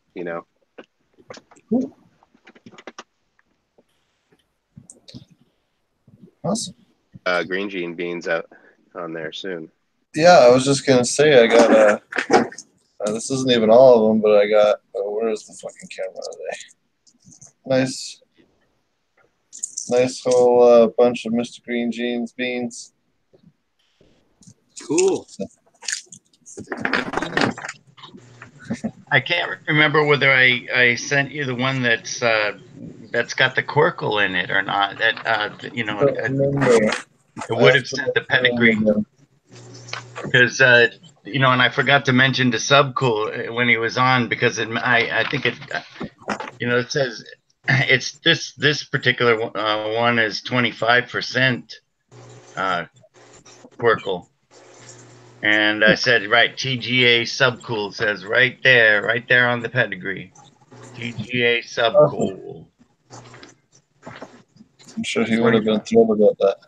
And I think I should have asked him to get, but I'm pretty sure the story, you know, it's Purple Urkel cross of Space Queen. I'm pretty sure he would have said, yeah, that's right. But I suppose I should have checked while we had him here. Right. I felt bad because I didn't get into it, you know, until at the beginning of the show, and it was fantastic. He was an amazing guest. I agreed with everything he said. I didn't have anything to add. And also, you asked all the questions, Steve. I wanted to ask about the fire, you know, stuff like that. And so I had nothing to add except, yeah, I got the pedigree right there. I love those pedigrees, dude. Though I was just thumbing through those. It's that's so cool. You got to keep that up, and it's cool. Yeah, it's fun to look at them. It's like pedigrees, so you know the lineage of all your genetics. You know, not trying to rip nobody off or anything like well, that. that's exactly because I as I was looking at them, I was just, it's like a whole education. I'm like watching what you've been doing, and I'm like, oh, okay, so he did this, and then he did this, and it's pretty cool, you know. SubCool would exactly. He was like, you know, he was what he all basically was saying was like, why would you change the name? You know, why are you taking away the lineage? You know, at least give me the credit where credit is due. You know, and I agree. Of course, it doesn't cost you anything. You know, like not only doesn't cost me anything, but it actually adds value because you know the story is everything. Didn't he say that? I mean, it's very important. Well, I agree. Well, as long as it's a good story, I guess. If it's a shitty story, it don't help nothing. Yeah. As long as it's a good story. Yeah. And sometimes it has to be, I have to say, like, for example, I have a strain that a friend gave me from, she was from Germany, and her brother gave it to her, and she didn't know what the strain was. He went to jail. And so I just have to say the unknown strain. One day, maybe I'll find out. It's possible. I think he's been out for a while, you know, but I still don't know the exact name on that. You could always send it into the project, and they'll tell you. Yeah, exactly. Someone's asking. I'm getting an email from a guy on the East Coast exactly about that right now. It's not very expensive, and they're a great group. They put the genetics into the public domain, and yeah, it's great. Yeah, I totally agree with that. That's the good stuff. I got some of Mr. Green Gene's beans sprouting right now. Look here, I got at least one of them's already cracked and coming up. Oh my god! So. Yay! Did this round in cocoa plugs because that's what I had on hand. Normally I don't use the cocoa, but I think they'll be just fine. Nice. Which ones are they? What? I'm doing. Hold on. Some of them are ones that I didn't give you a pedigree because there were ones that I just crosses that I made with your stuff. They're a bunch of those are already jams. So Lemonberry Bomb. Oh, that's nice. That's F1 with Grand Slam. Yeah. Grand Slam and the are those DG Shirley Temple? Those Dungeon Vault genetic stuff, is that stuff that you gear that you popped, or was that clones that you got? I grew the seeds. Steve gave them to me. Steve picked them out directly from what's his name? He's in my phone. From Dungeon Vault, the guy from Dungeon Vault. He's in my phone. He gave me a really freaky batch of seeds. I gave him a poo-poo platter. Yeah, it was insane. I got them from, hold on, Ben Ripster. Shout out to Ben Ripster. He's somebody I want to get on. I've been trying to get on the show. Blue Wizard. Yeah. That's nice. Blue Hash #2 with W8. Yeah. The last one here. Well, almost not the light. I'm gonna make you some Oh, I need to ask you about blue. Okay, never mind. Wait till you've. Seventh Heaven is the last one I'm sprouting. Oh, nice. That's what we're talking about there. So that one is the Corkle. That's got the 25% Corkle.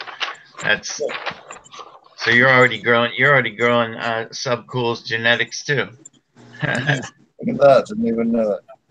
Yeah. So this is that grape stomper I was telling you guys about. See how it gets all kinds of tops, just throws all kinds of little sucker branches. That's the LED side, and then over here, same thing. Like even though this one stretches out farther, you can see it just really puts out a lot of branches. This is the cookies. And this is the stomper. Wow. Yeah. Beautiful. Beautiful job. Surprised you're still growing cookies with it being such a pain in the ass to trim. You know, I kind of wanted to grow the original one. I'm pretty sure the other ones I've grown have all been crosses. And I had some of this that my buddy grew. And it was really good. So, I don't know. I guess I just have a weakness for cookies like weed. But yeah, I've always wanted to try the original, so I guess that, and it was available. You know, it's always that. But it's this is the same one over here on the LED side. It looks about the same on both sides, I think personally, but whatever. Yeah, somebody's Indica is saying he grew some purple Urkel. The problem with all the Urkels and the Quirkles is they take fucking forever to finish. Yeah. We always had to. We all could basically like when I was growing it in Colorado with the Quirkle, we had to always do those in big pots, and then when the winter would come, we'd have to move them into the greenhouse to finish them because it was just they take too damn long. They're great, I love them, but they're big sativas. Just too needy to grow too. It was just in veg too. It was too for me. It was too. Great calorie. It was needy. Great calorie strain for outdoor, but not good for indoors so much. At least the varieties I grew. The one I missed growing is the Island Sweet Skunk. That's one I want to try and get a cut of again. Yeah, you've been talking about that one for a while. Yeah. Those Seventh Heavens got 12.5% Island Sweet Skunk. The Island Sweet Skunk plants I had actually made it into high times. And you know, I look at it says, I look back and I go, yeah, 12.5%. But when I look back down to where I selected it down to the male, the BSXBB male, he's got a whole bunch of Island Sweet Skunk traits to him that I love, you know, because you know what I mean? So it's some of the things when you look at percentages on the pedigree, it's kind of misleading in a certain sense. You know what I'm saying? Because I mean, although genotypically there's 12.5% Island Sweet Skunk, by the time you get to this male here, he's got a bunch of focused traits from Island Sweet Skunk that just because I like them, you know what I mean? I just selected them down, you know. You can't say that he's more than 12.5% Island Sweet Skunk, but you could say that he has, you know, a lot of the traits that I like from that, you know. That's the kind of misleading thing about breeding, but I still think it's cool to show the pedigree still helps you, you know what I mean? It and the percentages, you know, are interesting, you know, they're kind of fun. I guess it's one of the only things you can put numbers to, right? It's the only thing that can get almost like what do you call it, quantitative science, you know, looking backwards.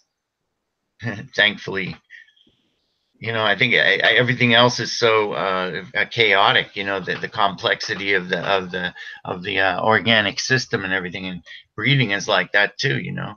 Looking forward, it's really like, whoa, you know. Sheesh. So looking backwards, the calmness, you know, the phew, just numbers. Thank goodness. You know, that's what a relief. Yeah, and why don't you tell people how to find them if they want to get some of your genetics? Oh yeah.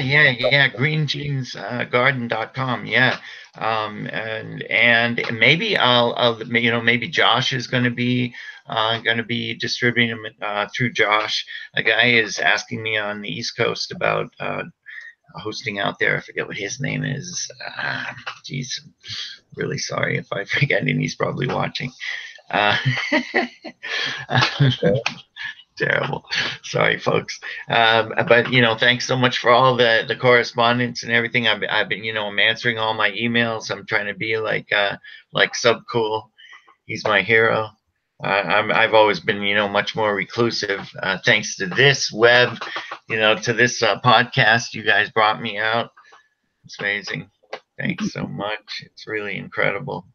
Glad to be involved, and hopefully I'm going to be able to make this this regenerative conference. That's my goal, and from the looks of things, maybe I can. Cool. Sweet. So that's it from my end. Mr. Green Jeans, the real one, the one and only Mr. Green Jeans.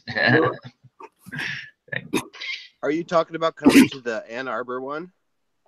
I don't know about that. I was thinking about coming to the Northern California one.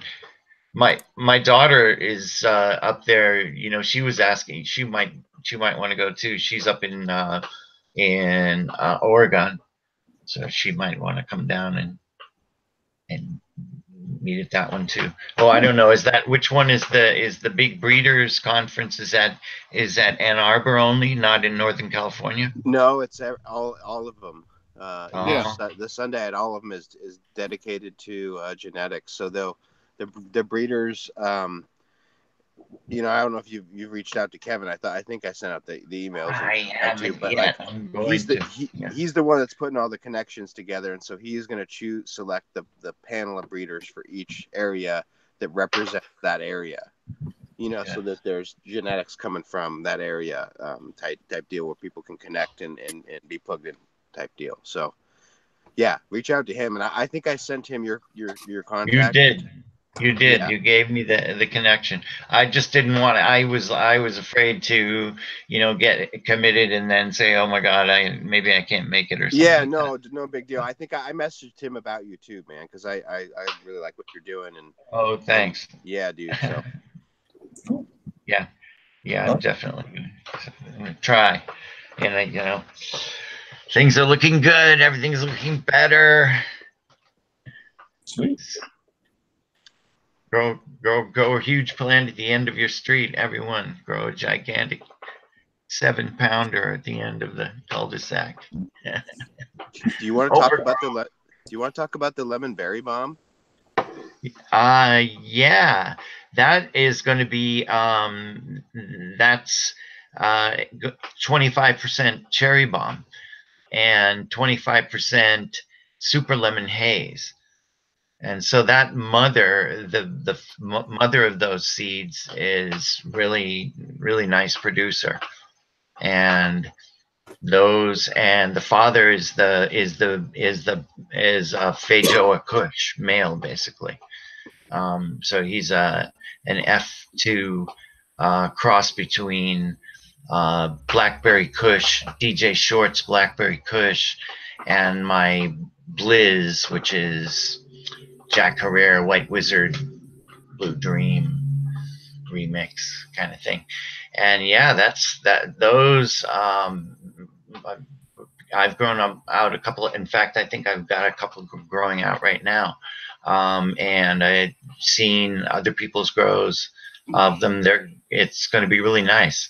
There's going to be a little bit of variation there because you've got two kind of strains that are grandparents. You've got the cherry bomb, that's 25% that's sitting in right at that position. And you've also got the super lemon haze sitting in that position. So you're going to see a little bit of breakdown possibly about what went into those, particularly those two. The other one, the F2 male, he's a little bit more focused. So he's adding what you might call stability, I guess. I hesitate to use that word unless we're talking about stability in terms of, you know, specific traits. But it will be nice to see, you want to see a kind of a little bit of a breakdown of things happening on that cherry bomb and super lemon haze side. That should be really fun. So you should get some variation, but the variation should be really cool. I think you'll like it. Yeah, and they should be pretty classic sativas, but the flowering time probably won't be too ridiculous. Should be reasonable. Even the super lemon haze grandmother was, I didn't think, overly long.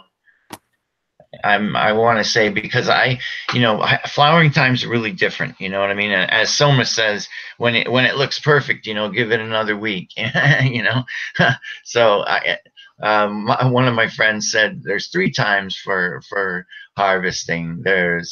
There's commercial time, there's connoisseur time, and there's the rent is due time. So I was like, yeah, that's pretty funny.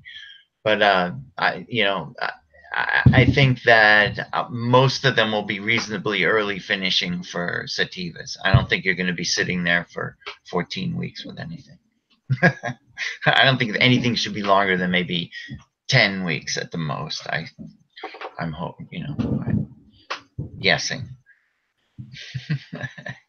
I think all these things, you know, depend on your grow styles and things you do and all that kind of stuff.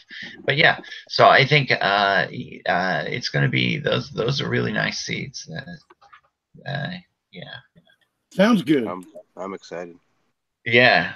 I on the way to catch up. I've been wanting to get some of that stuff, some of Steve's and all. It's like, and I got some to give to you guys, and it's like, man, it's like I still got 10 packs that I haven't even opened yet. Like, I understand now a little more, Mr. Green Ginger. You said, I just got so much shit. You know, I got so many freaking projects and seeds. It's like, it's and hard as soon as you cross something, you know, you've got a whole new thing going, a whole new responsibility. You know what I mean? And everything. And then that's you know. I mean, you see the work that goes into something, you know, into the pedigree, and it's like you realize that a lot of stuff along the way necessarily has to get lost, you know, and everything. Although it would be nice, I got to really start getting better at storing. I need to really get better at storing pollen. And you know, I'm doing pretty good so far, but I need to get serious about that. That probably means an investment in some kind of refrigeration unit that's maybe just dedicated for storing pollen. Yes, and there's a lot of literature written about it. Luckily, cannabis is wind-borne pollen, so it's large and it likes to be dried out. It doesn't mind being dried out because it, you know, and that helps a lot. So you know, you can get it. That works pretty well with standard methods. You can get it to store pretty easily for a few months, you know, to a year or whatever is not unreasonable. People do that regularly. So I guess I can expect that to work. I suppose that'll be good enough. You know, 6 months, a year's storage of pollen. That would be that would be nice. That would really help right now. Here's a question I had a question for you. When do you consider a strain stable? Yeah, well, it depends on what you mean by. Okay. So stable. Okay, so I think for inbreeding, for making a true inbred line, I think about 6 or 7 generations, and that's the standard kind of answer, I think, for not just cannabis people, but for squash or something or whatever. But you know, cannabis is kind of variable because of the male-female thing, the dioeciousness. So, you know, even I think after a couple of generations of inbreeding, you can expect to get stability for a certain number of traits. And I think it's important to say that. You can't just say this strain is stable, because actually you can create a really stable set of seeds by outcrossing to the right plants. One of the most stable batches I've ever seen was was a double hybrid, so a hybrid between two, and then outcrossed again to another completely unrelated thing. Well, a three-way hybrid, but do you understand what I'm saying? Yeah. Right. And so It's surprising that would be so stable, though. You'd think it would have to do some growing itself and maturing, but that's interesting. You know, so basically, a lot of it depends. It can go any way almost. It isn't just that any plants of those strains, three strains will do that. It was just the individual plants chosen that did the trick. Do you know what I'm saying? Yeah. This is why for everything you're trying to achieve, you've really got a progeny test. So if you wanted to create this stable batch and that was your goal, then you absolutely can do that. And as a matter of fact, you choose the right plants, you could probably even find locate seed batches that were 75% female and 25% male, and go back and recreate those at will by keeping the correct male and female. So breeders out there, everyone listening, there's money there. So yeah, absolutely, if that's what you're looking for, stability. But I don't really think that, I don't really encourage that, because and again, breeding to create a strain and inbred line, I think is the goals there are different. There's the reasons to do that are probably different, then, for one thing, I mean, to create something that's sort of somewhat open pollinated, so there's a little variation. So when you throw out a couple hundred seeds, you get a field of stuff that, and some plants do better than others, and not tremendous variation, not Mutt and Jeff variation, but a little enough variation that people will select for the same way as heirloom vegetables or open pollinated vegetables and things like that. I think the uniformity argument comes into play because people want, like, they've been forced into tents and grow rooms, and they want everything to kind of grow the same size. And I think that's probably the biggest difference, or the biggest argument one way or the other, from listening to you, because I can see that, and I mean, I don't believe that. Well, I believe, I should say, that you could take two seeds and cross, or two plants, and again, by picking them out, you even further your success rate or the quality of what it's going to be. But you could take two seeds and come up with a great plant after, and make seeds and grow seeds out of that and come out with excellent plants in the product. But on the other, and like you said, though, if you threw them out in the field, some will be short, some will be tall, some will be more sativa, some will be more indica. But with the uniformity of the back breed, like we've argued this since the day you came on the show about stabilization. I mean, I love this too, because they're really, you can go any way you want to, is what it comes down to. Because it's not like either one of them is bad. It's just interesting reasons that something cool could happen if you do it this way. But another guy selling seeds, people buy the seeds, they want them all to grow about the same size with the same characteristics. And I think that's right there. My argument, my point where I was going with that is that at what level of genetic stability would it be patentable? Because anybody could just cross two strains and then say, hey, I got a patent on this. And that's kind of bullshit if you're just doing an F1, in my opinion, because that's literally like anybody could do that. But if you did it, say, to an F3 or an F5, or like you're saying an F7, and I think you can prove that.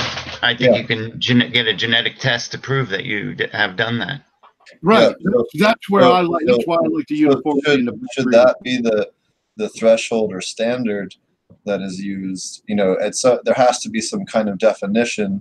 I'm against patenting genetics, but if they're going to do that, there should be some kind of standard and stability, so that beyond just I crossed these two strains and then I keep crossing these two strains each time I produce the seeds, because there's no stability in that, and you're still doing a ton of phenome hunting.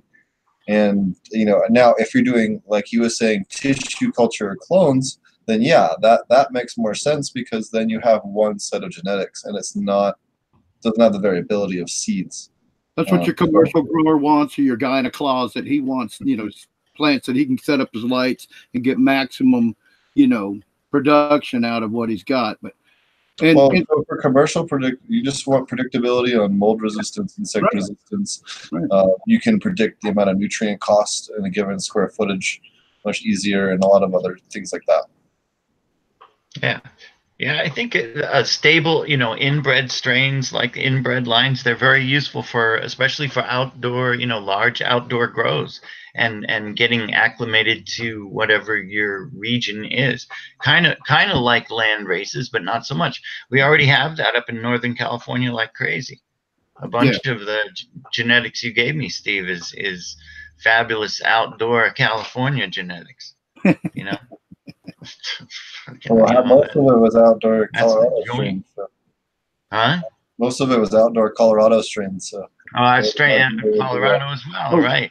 Yeah. I know I had something I wanted to say about when you were talking about the patents, because I kind of agree with you too. Because where does it end? Because here's what happens: you got these strains that you guys are making, and how many strains are really made up that through all the years it came from this to this to this, and you've got it going back several generations and different strains through a family tree. Well, how in the hell is anybody going to ever say, well, you can't have that patented because it's got this in it and I own that? So yeah, I got to give 2 cents to this guy and 5 cents to this guy and 12 cents to this guy. Like, it's ridiculous.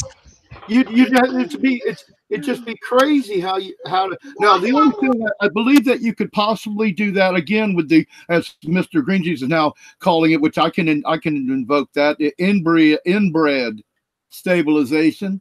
All right, so if we look at it like that I could see where you could prove that you have become where it was something, but there would have to be exact markers or something like that. Everybody that had part of what is going on in your strain is yours. That's just ridiculous.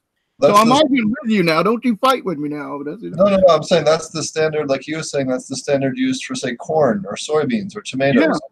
Or peppers or tomatoes. Yeah, you have to back cross it. Yeah, it has to be stabilized, well past an F1 for sure. And for people that don't know what that means, an F1 means I crossed a mom and a dad.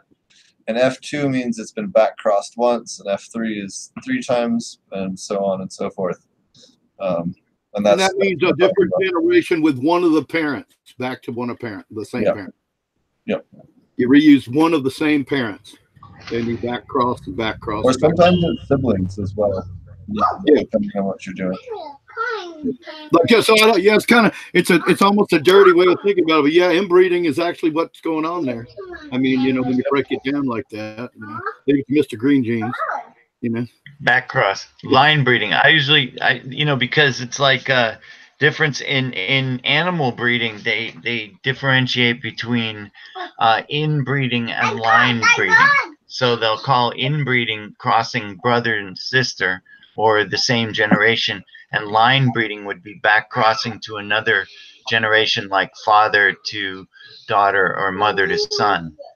So I usually use those terms. I borrow that term from animal breeding. So you mean when you say inbred, you mean different than back breeding? So, than line breeding. Yeah, I'd say line breeding or inbreeding. All right, so it's two siblings of the mother and father that you bred, which is inbred strains, where what I'm actually talking about is line breeding, where you prove that is yours. That's your genetics are the same. That's where I think that patent could come in. All right, so that's what my argument is in relation to Steve, because I don't like the patenting idea either, because now we're going right into Monsanto territory. That's I agree, but if they are going to do it, it should have a standard definition and it should match what vegetables are. Right. But again, I'm against it, period. But right, and I'm pretty much that. It should have a high standard. It should be on, an F1 for sure. Another thing that was brought up earlier is this should be an agricultural product, not. I was gonna say. I think ethically, that it's around F6 or F7. The breeder's responsibility, if they're gonna call it a strain. I think it should be inbred to to 6 generations or more, you know, like that. And there's no danger to people who think that you know, that inbreeding depression is automatic with cannabis. It definitely is not.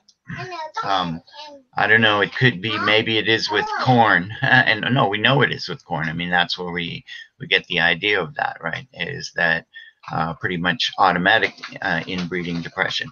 But you know, I inbred cherry bomb brother to sister at least 13 generations before I started. The government grade, the G13. That was 13. G13, right? But wait, and then you hit 13 right on the nose. How about that? I was thinking. No, it's just. I think it's just around the time I started trying to distribute it was about a generation that, you know, maybe, and to generation 15 or whatever. I'm just saying that even that many generations of inbreeding, and most people that grew cherry bomb, the first thing they would tell you was that it was super vigorous and gigantic, a really good outdoor strain, gigantic trees, you know, gigantic colas. Oh my goodness. You know, so it's definitely there's no danger of inbreeding depression. Back crossing is a little bit tricky. That's not going to automatically fail, but the problem with back crossing is that you keep on selecting males. Generally, you're back crossing to a favorite female. You know, so you keep on, and you're going through this. You know, it's very important to select males again, but what are you going to do? Just say, oh, any one of them is automatically good because he's already 75% her and whatnot as they get more and more concentrated. But that it doesn't really work that way because there's this whole male selecting thing going on. Right. And you're kind of separating also. Yeah. You're also separating, you get this kind of separation of traits that are going to be from the male and from the female thing going on too. And a lot of times, you know, you can get better results by stepping away from that female, by back crossing once or twice and then inbreeding. So in other words, not asking the plants that you're looking for to come directly off this plant that you're back crossing to. So you back cross once, maybe twice at the most, or, you know, and then you inbreed brothers and sisters at that point. See what you get. And it's kind of like going to the F2. So you get a lot of variation based on the concentration that you've created, but you're still stepping away from the plant. You know, you're moving to the grandparent generation, where there's more concentrated traits, where the traits are sorted into many, you know. So F2 things are really exciting. That's what I like to make seed batches that are, you know, engineered F2s, and those I feel bad because I want to give them, or, you know, sell. I want to get them out because there could be many thousands of possible variations and they could be all excellent, you know. And when am I going to get to go and look through them? You know, you can tell right away from growing a few of them that the variation there is really exciting. That's what I think my goal as a breeder is, to create seed batches like that, where there's variation, but, you know, variation on themes, you know, but within themes, you know, the goal is to always get better. If you weren't, say that again. You want people to take your seeds and grow them and create their own things. That's why by having the variation, you get the feedback back from them, which is why it's so important to you, I think, too. It's more important to you than to other breeders. I made this one at Feijoa Kush. It's at F3. I have inbred it now to the third F3. That's what I was taught originally. Like a strain kit. Someone can take it. It's like a strain kit. Someone can take it there and walk it through 2 or 3 more generations, and you got F6 now. You got a real strain, and now I've kind of done a little bit of the heavy lifting in the first couple generations, and it's kind of going in an obvious direction now. So it's a strain kit. It's for ripping off your work. Is it just like, hey, you dug out the hole, and now I'm going to dig the last third and call it my hole? Did you hear what I was asking? Mr. Green Jeans is asking about people ripping off your genetics, and Well, like, I so couldn't. if you We sell me, can't hear you, Josh. Yeah, repeat it, Josh.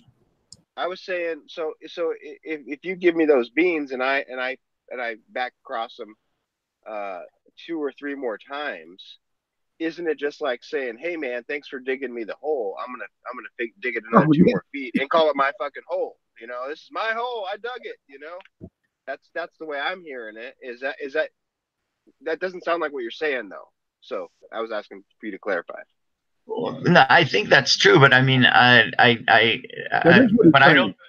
I think that, you know, I'm pretty sure these days people are getting more interested in more realizing the importance of their pedigree, of the, you know, the shoulder. If you want to be a giant, you know, admit that you stood on the shoulders of some giants. You know, I want to know.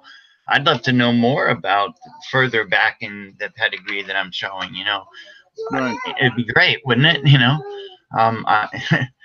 do you know what I mean? I mean, I think that you could go and rename it and everything, but then you'd be losing some of the value itself.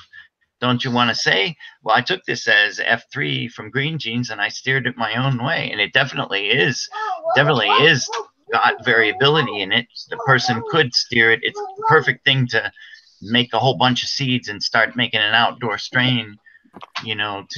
Could I take that, like that Feloja, am I saying it right? Feloja?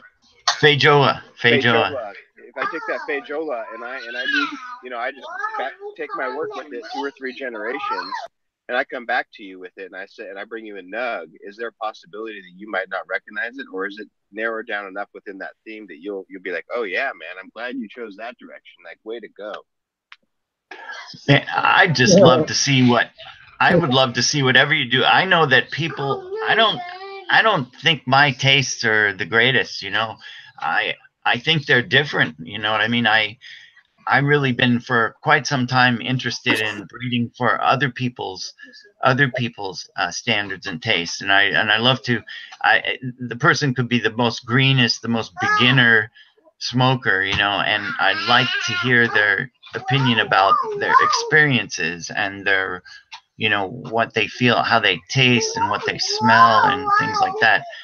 You know, there's no, and you know, I need that. I love that kind of feedback, and so I would say I'd be pretty confident, Dutch, that you would do something amazing with it. I mean, you're a connoisseur, man. You've been at this for some time. In the next 3 generations, who knows what you could do with that Feijoa Kush.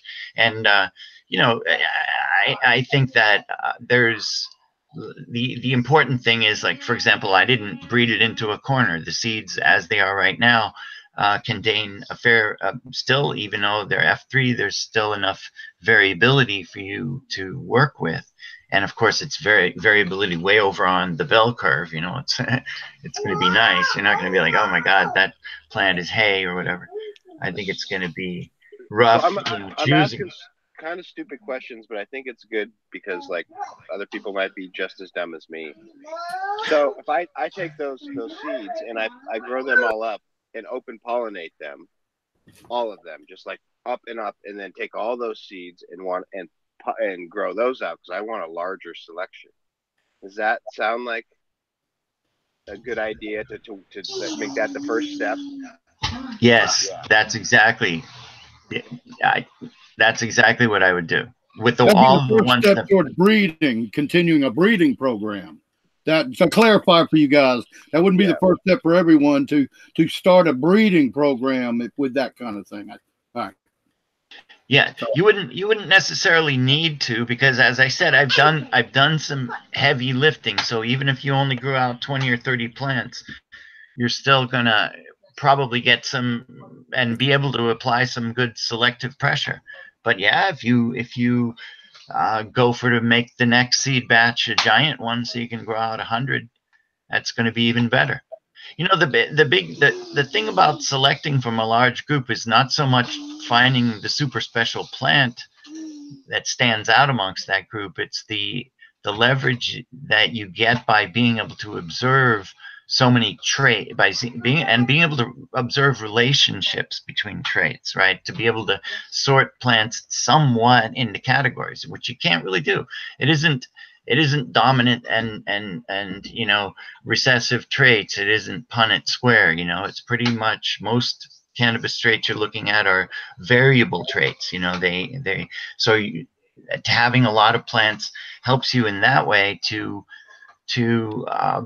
understand what traits go with what traits, you know what I mean? And that really gives you a great deal of leverage in selecting your males.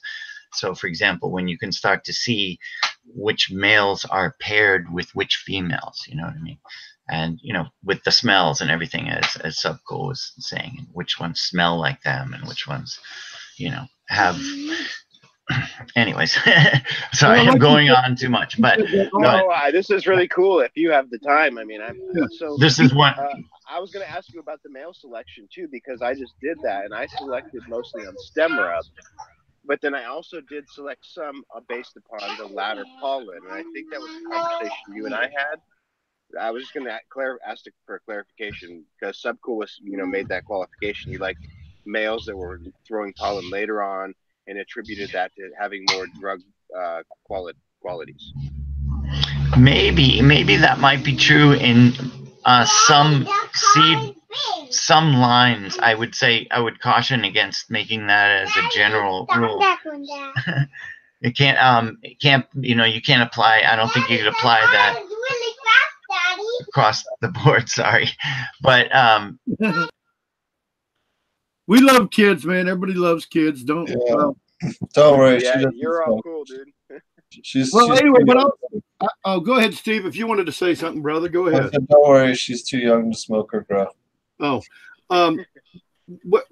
Something I wanted to say earlier for everybody, when we got talking about, we were going, you know, 6 or 7 generations into stability, or even as much as 13. Just to clarify, we're not saying it was 13 made is always the best generation. That's why you go that many generations to find. It might, like, you know, if you go 3, you have that variance. If you go 6 or 7, you start to get that stability, but you still don't necessarily find the best one until you find the best one. Okay, back to you. I see you ready, Mr. Green. No, the only thing about there's so many generations, I was just saying, is that it can be done. You know, that it's no danger to inbreed cannabis many generations. Yeah, that's cool. Yeah. You know, I of course I was working towards open pollination early on. I was including a number of males, a number of females. Just basically, at that point, you're roguing out plants that don't fit. You know, trying to grow out a large number of plants as possible, taking out plants that don't fit with what you have, and that's, you know, sort of working towards open pollination. Like I'm working, I guess my project that I would be working on is just to grow really strong plants that work in my environment. And I did a big selection this summer, and I showed you guys, and we've talked about it. And now I've actually selected down to 2 females and 4 males. I have found some really good males, but those males are still a little bit of mystery because I didn't finish them. You know, I pulled them earlier and put them inside to keep the pollen because I had them outside. So there's a little bit of mystery, but they were selected based on stem rub. So in that general idea, would it be advantageous for me to just open pollinate everything and to keep just kind of working down a line that is things that are working on my property a couple generations, and then eventually start to say, hey, okay, now that I've got a bunch of stuff that works on my environment, now I can start to go and find these different flavors type deal or whatever. Terpene profile. Yeah. It's probably worth it if you can. It's probably worth trying to progeny test the males to try and you know, just do a branch on here from one male and a branch on same plant, you know, on the same clone, same female, different pollinate through the 3 or 4 different branches with the different males. It's so, and then a little beer can bag on, then you go to 4 different males and shake the pollen into the bag, and then take the bag to one female and put it on 4 different branches and tie it up and pollinate the 4 different. Oh, I thought that's what you were saying. Okay. I got it. No.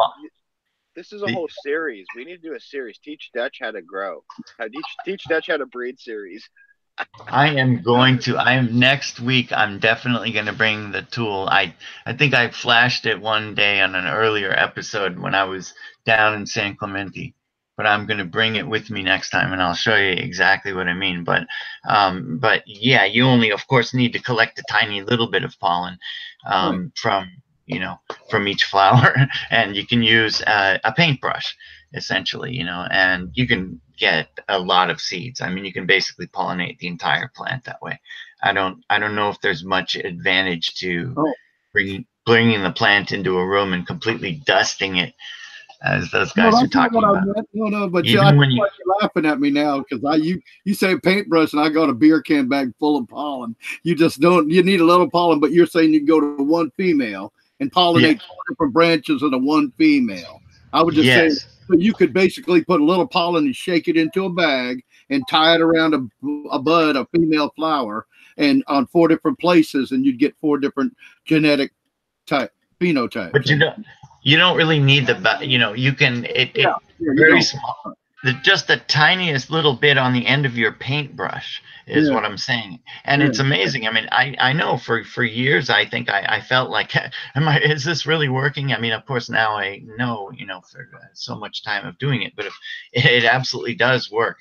Even a very small artist's paintbrush, you don't need a great big, just a little one and just holding a tiny bit of pollen on the end. And that's the other thing about, is that it doesn't take very much pollen, just the tiniest bit, and you can dust all over it'll pollinate the pretty much the entire, you can keep on touching with the paintbrush as well, and it'll keep on pollinating. So, people that have pollen fear, I think that the thing is just to keep the male plant out of the wind. That's real key.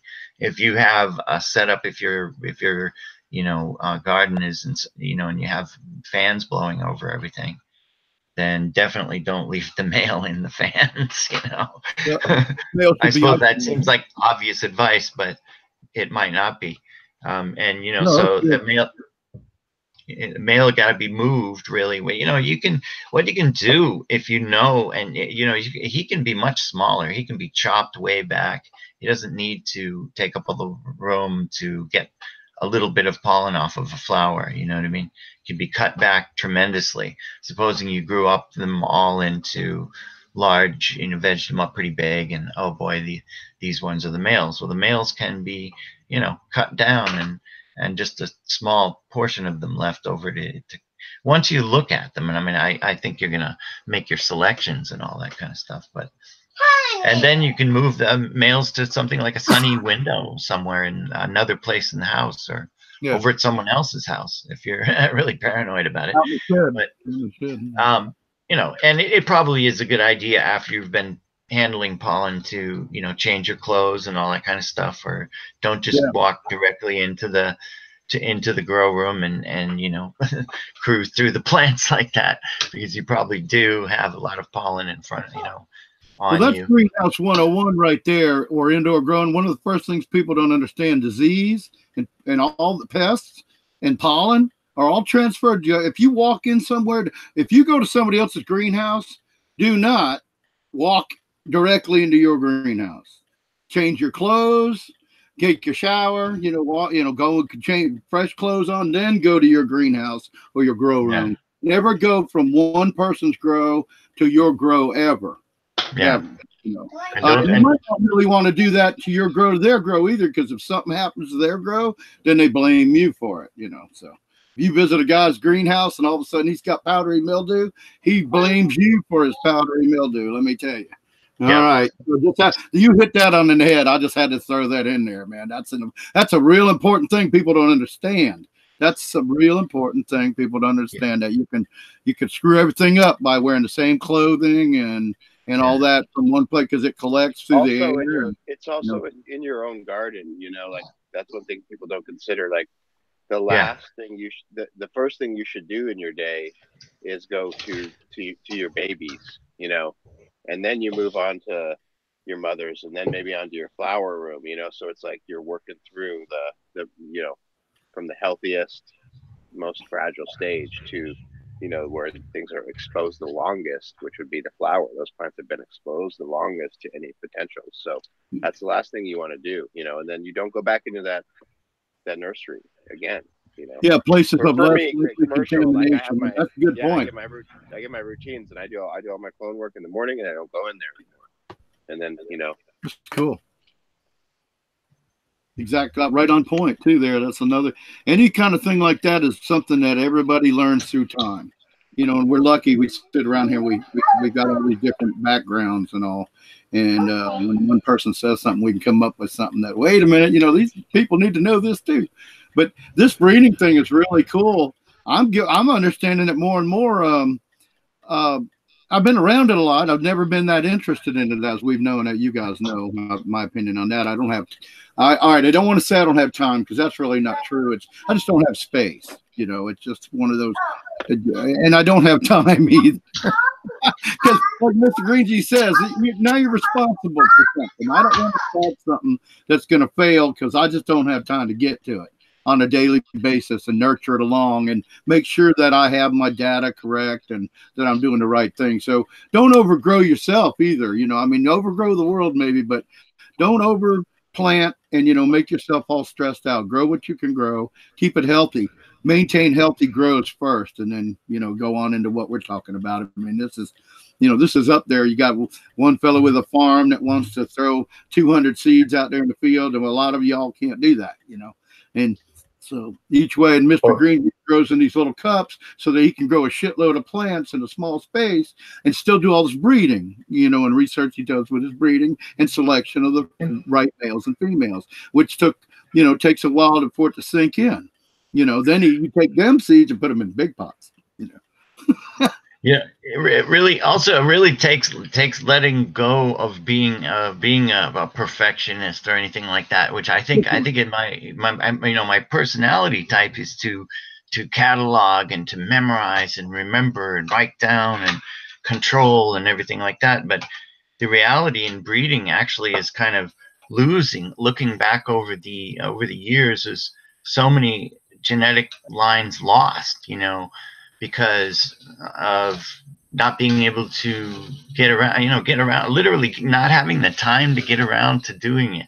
So when somebody says, you know, they don't have time to breed, it's really funny. I mean, it's like, yeah, I mean, I definitely didn't have time to do enough breeding either. I really wish I hadn't lost so many dang strains. And now, you know, now the more people that I know and the more connections I have, you know, the more I've spread my genetics around and things like that, the less chance there is of losing them, you know, losing stuff. It's really good to, and, you know, but that is the automatic thing that I think if you're going to ever start getting into breeding, don't be afraid to fail. You definitely will, or to lose genetics. Oh, man, it's just par for, yeah. I have no fear of failing. It's more of just not wanting to waste the, you know, like, I don't want to put a bunch of seeds that say you give me a bunch of seeds and then I'm so busy because of just life in the farm that I can't tend to them. I'm just saying to people to temper their growth size and expectations for what they can actually accomplish in their lifestyle, you know. I mean, some people do nothing but cannabis, you know, and other people's work 9 to 5 and do cannabis, and I mean, they got like 2 lives. They actually work 2 full-time jobs doing it. You know, you just have to make sure you temper it, is what I'm saying. At this point right now, I've got so much shit. I want to get my farm back online before I, you know, was to think about starting to breed. But again, I'm in a less, as Steve likes to say, a less than legal state, which, you know, that's another big, that's mostly my whole deal. If I could just throw out 100 freaking cups with seeds in them out there, you know, I'd be all about breeding, and I wouldn't care, and I'd have fun like all you guys are having. But I'm in a place where every seed, see, they look at a seed like a full ground pound plant. As far as they're concerned, it's a pound, because somewhere they read that we could produce a pound out of a plant. So, see, that's where I say when I don't have time, that's what I mean about don't have time. Less than legal state where my agriculture is legitimate conventional agriculture, and I'm trying to grow into the aquaponics this year, and I can't wait because I'm going to get to work for the Department of Natural Resources. But I think I shouldn't have said that probably on a cannabis show.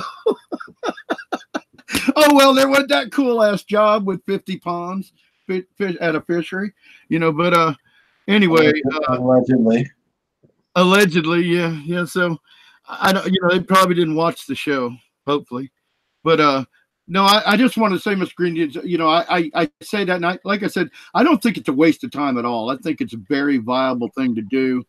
I have not gotten to the point where I feel like I've got the time where I could take another room that's for breeding, and because there's a responsibility in it. It's not, I mean, yeah. And like SubCool said earlier, you have to be ready to just lose the whole freaking crop and turn it under. Yeah. I mean, he said like just shit can the whole thing. So, I mean, that's part of it. I mean, but I'm not worried about it because I'm growing meds for meds. So that would never be, like it, I wouldn't be worrying about it in that respect, if you thought that's where I was coming from. But, I just wanted to say that's what I was telling people, to temper what they're attempting to do. And that's why I don't breed, because I have to watch what I can do and can't do. Well, and also failures are not necessarily your fault. I mean, I grow out stuff all the time that's like, oh man, if it wasn't what I was looking for, it's not what you want. You have your goal. You've decided what you want. And this seed batch absolutely doesn't produce it, Do you call them? You just throw them away? Boom. What are you going to do? Yeah, I mean? SubCool said that takes discipline. You have to be like an artist, you have to be, you can't, this is not the composition that I'm looking for. You have to be like Beethoven, tear it up, throw it in the garbage. In the fire. Throw it in the fire. It takes... it's not what you wanted, so you can't just settle for anything. You can't just say, oh, this is good, and it will be like that, is what I'm saying, is that the failures, they're not necessarily your fault. Do you know what I mean? You could have the best plan and everything like that, and maybe this won't work. Some plants do. I have this master, it's a master Kush plant. It's wonderful. It really is. Plastic master Kush, but it doesn't breed, like it doesn't throw its characteristics. I've tried a couple of different, I'm keeping it around as a clone because it's a beautiful example of a really indica dominant, fast finishing but big aggressive, nice cropping plant. But I can't get what I want out of it. Nothing I do, no breeding plan that I've tried on it so far. I can't crack it. It's a nut that I can't crack. So, but that's how all research and development of anything is, and even in agriculture, is that you are going to fail because you're looking for, well, in your case or SubCool's case, you guys are looking for a specific set of characteristics, and if you're not getting it, then that's a failure to you. Where somebody else you could still grow a killer marijuana plant out of it. And it would probably still do the same medicinal qualities, possibly, or close. That's true. But it didn't have the characteristics you like, whether the terpene level, the smell, the taste. And like I thought one of the biggest things, if we could address this a little, because you kind of laid back when he brought up, this is what I get out of it more than anything. The males, when selecting the males, you go through and you're rubbing them and they all smell like grass. And then you get one that smells like shit. Okay. You want to elaborate on, okay. Oh yeah. The smells, I always smell, I don't think they all smell like grass. They all smell different. I mean, or depending, it depends on the seed batch, but that's absolutely true. And as a matter of fact, again, you can find the ones that smell like their sisters. You can find pairs if you've got a large enough grow. You can find boys and, you know, male and female pairs, and you can say, this guy's he smells a lot like her. Or even groups, you know, there's that's cool. 4 or 5 of these all have that kind of smell. And, you know, smells and tastes are absolutely the most important things for choosing both males and females for me.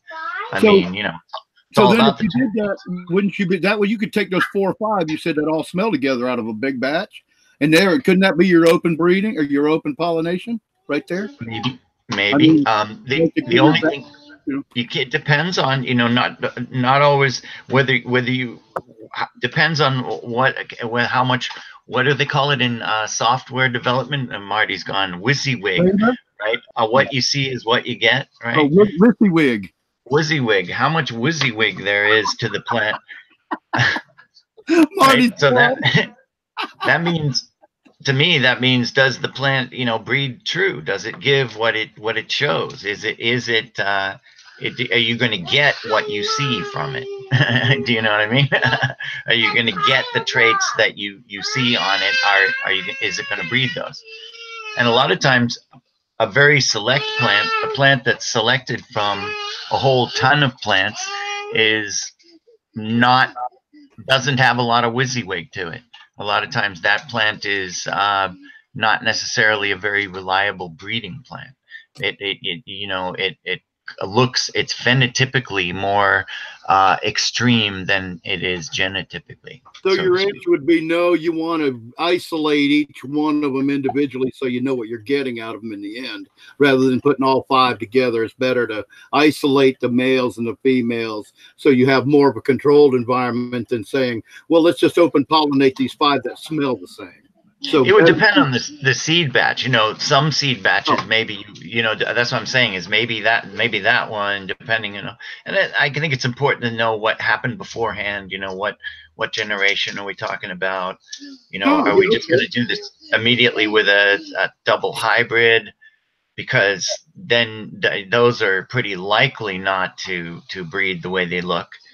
You know, So, for example, like I was talking about before with those stable, so-called stable, right? A whole seed batch, really, of little army. If you get 10 females, they're very difficult to choose apart, to pick them apart. And, you know, but the problem with that is that those didn't actually breed the way they looked. It's really funny the way they're very uniform, but then what came off them was quite unusual when you use them as breeding plants, which is kind of interesting because that's the same thing with like F1 hybrid spinach, right? If you try to breed F1 hybrid spinach, which is, you know, probably made to have that uniformity, exactly like we're talking about, you know, then but then the next generation, there's all this breakdown and you get some curly leafed ones and some weirdos over here, right? The uniformity is gone. And I think that it's kind of the same thing when you create uniformity in cannabis, like what you can do artificially like that with hybridization, you know, maybe F1 hybridization or F2. You just put something together for me from growing vegetables all these years and F1s, and now you just said what you just said. Now you just put what, you can't hear me for a change? Say it again. Because I got so much noise here. Sorry. Of course, like I can't hear you because I must be talking too quiet for a change. It's not you. It's here. My noise. Sorry. Okay. No, that's awesome. I mean, I don't even really know how to explain it to everybody out there, but you just put something together with me with the F1 spinach, just like I had F1 tomatoes, which means you really can't take the seeds from that F1 tomato that you love. It's the best tomato to me. If you can get me an Ace F1 seeds, I'd rather grow that tomato than any other tomato around, because when I grow it, it's like, to me, the absolute perfect. Wait, which tomato? Best Ace F1. Ace F, spell it, please. Ace, like ace of cards, ace of spades, Ace F1. Yeah, Ace F1. You can find it out there, but what I'm saying, oh man, I mean, it's just, there was no seed. In fact, there was. That explains it. See, that's what I'm saying. You just kicked something in for me. There was hardly any seed. there was cherry hardly any tomatoes. seed to begin with. There was hardly any water. It was like a solid. Well, I can stop now. See, now I thought I was a great grower, and now I'm not sure if it was the genetics. You know, I think it takes both great growers and genetics. But the tomatoes had hardly any water or seeds in them, so it was like a ball, perfect round tomato, nice and red. And when you slice it, just tasted like $1,000,000. You could eat it like an apple. You know, off of, I mean, literally, not like some tomatoes you don't want to eat like that. But this tomato, you could bite into it, and it just had that taste. It had acidity, but it also had a sweetness. It had little or no water and seeds in it, and you could just slice it into slices of meat. You know, it's just fantastic. So, but if you would have so what you're basically saying is if you took that seed and you tried to breed that, it would come up with all different different cherry tomatoes. Or next generation would be cherry tomatoes or something like that. Yeah, like completely different. Yeah. See, okay. So that's I will admit something. I just learned something I didn't have a clue about right there. Here's the problem I'm confused on. I'm confused on, Roger. So these Ace F1 tomato seeds you popped, you had a bunch of different variations, correct? No, they all came out the exact same and beautiful too. They grew like a supplicant. It's a commercial seed. See, you know, it was like Burpee. I don't know if it was Burpee or who made it, but I bought. Here's what happened. I went into when I first started hydroponic greenhouse. I went into Walmart and I'd gotten with Johnny Seeds because I was growing peppers, so I ordered a bunch of peppers. But I'll always go and look at the like the 10-cent seed pack, you know. I'll always do it. It's just the way I am. I see a bunch of seeds in a bin and I go, what's over there? You know, and I picked up these Ace F1. They had like 20 or 30 tomato seeds in it, and I planted them. They all popped and they all grew. I grew so many tomatoes, I didn't know what to do with them. And they were the best tomatoes. And I've tried the commercial, more commercial brands and stuff like that. Seedlings or whatever. And I've never had. Again, I found them, but I've never bought them again because my question is, or my confusion. I think Mr. Green Jeans understands what my confusion is. When I buy a pack of cannabis seeds that are F1, there's a bunch of variation. So I would expect that when you buy a pack of F1 tomato seeds, there would be variation, right? Well, just like Mr. Green Jeans said though before, which is what made it click for me. When you buy, because they're bred to be uniform. When you do, like he said, when you do the F1 spinach, is where F1 spinach, F1 tomato, it doesn't matter. It's an F1 commercial agricultural seed. So, or whatever, made by a big company, and bred, by the thousands and millions. You get one season out of it. It's not meant to be rebred. We were talking about that, how some won't rebreed. Right. And so an F1 is bred to be uniform for the farm, but you can't use it again. Is it that like more an S1? Huh? An S1, like, that you're like creating a specific, narrowing it down? Well, you're way over my head, buddy. I never heard that term in regular vegetable seeds, but but vegetable seeds are often labeled F1, and usually that means just more, they're more uniform. Basically, the reason for it is a commercial reason, right. because your heirlooms and your open pollinated strains are going to be naturally more variable. Right, which might be good. I mean, you're the organic gardener and stuff like that, and you planted a few extra for the critters, and so there's a few that are more attractive to the critters, and you wait, and then in the market, people want to pick their own different shaped or colored tomato. That's what the heirloom, but the thing of it is that usually F1 is done, usually hybridization is done like that to make the evenness. And I know what you're saying, Josh, is that, but you got to realize that a lot of modern cannabis, and this is just continuously F1 hybridized. You know what I mean? We're just continuously doing that. And that's not altogether a bad thing. That's what I was saying a couple of episodes ago about why it's a great time to get into cannabis breeding, is because it's hard to, you're not going to get a lot of batches with a lot of hay with a lot of bad, low quality plants in them nowadays. You can, and in fact, you can easily get a seed batch. You do want a seed batch with a great deal of variability because you want to press your bell curves. You want to find the better plants. You always want to find. We're looking for better plants next down the generation. It's not a matter of, oh, the best plants were a long time ago and now we're just inbreeding shit and there's no variability left in cannabis and all this kinds of stuff. These doom and gloom sayers, they're Europeans. They got no genetic variation. Oh, sorry, my European friends and brothers over there. No, it's not really true. But it does seem like we have more genetic variation, especially here in California and in Colorado, here in the United States. But certainly cannabis has got tremendous, and it has increased in variation tremendously in the 40 years that I've been messing with it and looking at it, and a lot of that may be because we're bringing in the land races and the land race sativas and things like that. That's a really cool thing too. But the variation's there, and you can create variation in your own closet, man. You don't need to you know what I mean? You can, by manipulating correctly, by making the right crosses, you can get gigantic degrees of variation within a theme, within some themes or whatever, with very high quality plants. And that's where you're gonna, that's where stuff gets better and better. That's where, and now with so many people getting into breeding, I think it's really exciting, I think, and group projects and everything. I think we're going to start seeing a lot of we already do have a lot of really fine cannabis. And 40%, 40 to 1, is that what he said? SubCool CBD? Something like that. That's crazy. Yeah. He was talking about it making an equal CBD, and that's what we've got. Steve, that's what the Shirley Temple is. Oh my goodness! I got to do a segue. I'm going to shamelessly promote my new T-shirt. You can see if you look, it's still got the tag, the barcode, the gold leaf, which is supposed to be about a 25-25.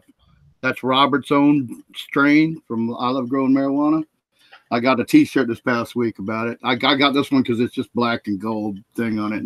They got all kinds of neat shirts, but yeah, I now see. I have no way to test it. I've got gold leaf. It's an excellent plant. It's a strong growing plant. You're very vigorous and full bodied, and it grows, moderately tall. And I'd say it is about a 50-50 cross with Indica sativa. And it's supposed to be an excellent medical plant. So it's funny, I wish I need to get from seeds over here to some of you guys that have testing facilities or ways to get it tested. Because that's what I'm looking to see. If the claims, now everybody's happy that I know, because we sold millions of these seeds, I think, but I think allegedly. Ooh, sorry, Steve. Hey. Oh no! In fact, we know. I'm curious, what does everybody think CBD feels like? You don't really feel it. I think it feels like you got less pain. I thought. Yeah, to me, I feel slightly relaxed, and I just feel like well rested. I guess is probably the best thing to equate it to for people that are never tried it. Yeah, I think that's good. Pure CBD crystal. It tastes kind of like cherry, flavor-wise. I've noticed it's kind of weird. And so you just say kind of relax you, like if it took a couple of three, like migraine Tylenols or something, you got to loosen up a little bit and relax. I hate to equate it to that, but that's about the same feeling, I would think. That stress and that tightness kind of goes away. You get that out of it. At least that, like CBD oil does that for me. But that's all I can tell you about is how does CBD feel. I'm not. That sounds like a trick question. Is this a contest? No. I was just wondering because the first time I tried, knowing that I was, smoking one that was the Shirley Temple, and I tried it with my friend Doc Fret, the guitar repairman, and we really liked it. You know, it was really, and we, you know, the feeling, kind of the feeling of carefreeness, like really the opposite of paranoia type strain, a very Oh, yeah. very, Well, that makes sense. very unparanoid. But that plant, that particular plant, that Shirley Temple plant, has a very complex bunch of different terpenes to it. It has a real, you know, it has a bunch of different kind of darker notes, chocolatey, you know, tobacco-y notes in there. It's a complex smelling plant, and I can't wait to flower it again, try it again. We only got a little bit that one time, you know, because I cloned the whole top part of it. I think we only rolled about 4 or 5 joints out of it, but we loved it. Huh? Now, is that a clone that came to you from Steve? Is that a clone? No, he gave me a seed, a single Yeah. seed. Yeah, so One it's seed. actually a unique plant, a clone, a unique genetic plant. Well, so Steve, do you think that plant that somewhere, somehow, Shirley Temple ancestor once grew in a tobacco field or near tobacco? I have the lineage for that. Actually, I could send it to you. I have Can you answer the I have a question? picture of a piece of paper with the lineage on it. But it's, All right. I've had a couple of dabs in between. I'm just messing with your brother. Since Mr. Green Cheese said it had a chocolatey, tobacco-y kind of taste, I said, "Is there any chance that you know?" His Oreo smells like DMT when you make a rosin out of it. You tell me, yeah, you said, and then it tastes like chocolate. So yeah, I can't wait to try some of that. Did you? You didn't get to. You know, I didn't get to. Oh, so you moved out of California? You're not there, eh? We didn't. He's no longer in California. Damn it. No, I'm just not where I was in California. That's all. I'm sure the plant was too big for you to take with you. Yeah. Well, plus I was in a hotel in between spots, so that wouldn't have gone over too well. But that's all right. They make wardrobe boxes. Wardrobe boxes you get when the movers come in to move your clothes and all your clothes hanging up. They put a wardrobe box, and it's about 4 feet or 5 feet tall, and got a little hanger that goes across the top. Man, I'm just saying that's all I'm saying. I'm just saying a wardrobe box from the movers, that mover store. I got, you know, yeah, that'll move something. You know, that's kind of 4 or 5 feet tall. Until Maria comes to clean up, opens the closet door and goes, "Oh, those drogas." I find that they usually leave you alone because you tip them good. You just tip them good. Actually, Josh, talk, because I don't think anyone other than the speakers even knows about that, and that's a really funny story, and that'd be a great way to round up the show. Dude, so we were in Redway, Humboldt, Southern Humboldt, Garberville. No, we were in Garberville, like literally across the street from Wonderland Nursery, and in the hotel where, like, apparently we heard this all later on, that this is where massive drug deals have happened on the regs, drug deals, cannabis deals, where people like, do their business and they party and some people would leave their money, some people would leave their weed, and the hotel staff would it was always good to make sure everyone came back the next day and got what they needed to get. It was just kind of the thing. And so we show up to do a science conference on cannabis, and I of course got weed, but we were not smoking in the rooms or anything. We were just smoking on the balcony like everybody else. Everybody grows there. Everybody, it's crazy. And sure as shit, I got fined twice in one night. Excuse me. For the smell of my weed, and it was because I opened my fucking jars inside the room, and I happened to have the stinkiest weed, and I couldn't believe it. Yeah, it was shitty. We got fined 500. Didn't they only? There was an issue where there was a water leak upstairs or something. Yeah, so that was that. The first. It happened one night, in one room, and then I was moving to another, and I got fined that in that room because I left my jars on the table. That was my fault. I left the jars on the table, and I got fined for that. So it's like, okay, you're a dumbass, dude. You know, you get that. And then I moved to another room, and then I was sharing like a suite with a homie, and in the middle of the night, 2 in the morning, we're sound asleep after doing a whole conference. We're tired, and he's like, wakes me up. He's like, dude, the fucking sheetrock is coming down on me. And we're in a hotel, and so like, whoa, we're like, getting out and calling the manager. We're like, we need a new room, like right now. He's got dogs, and like, I fucking spilled some weed. I don't know. We got, another one. It was just a shit show. But the funniest part about it was that everybody, when I told that story to everybody in town just looked at me like, are you fucking kidding me? Like, I've sold like 300 pounds out of there. Everyone was just like, like that's where all the business happens. Like they were pissed. They're like, we're going to call them, it was, yeah. So well, because you were from out of town. So if you were in town, you could sell all the weed and smoke all the weed you wanted. But if you were out of town, you were an invader, and they showed you with a bunch of fines. Exactly. So basically, we're not staying there next time. We're going to stay at the Benbow Inn. So shout out to them because they're dope. Yeah. Great story. Awesome. All right. Well, we'll wrap the show up. Thanks again, SubCool, for coming on the show. Sure to check him out at SubCool Genetics. Why don't you tell everybody how to find you, Josh? I'm at regenerativeorganiccannabis.com for the conferences that Leighton and I put on. He's Kingdom Aquaponics, and my website that I'm building is dutchblooms.net for my recreational cannabis brand nursery, mostly. What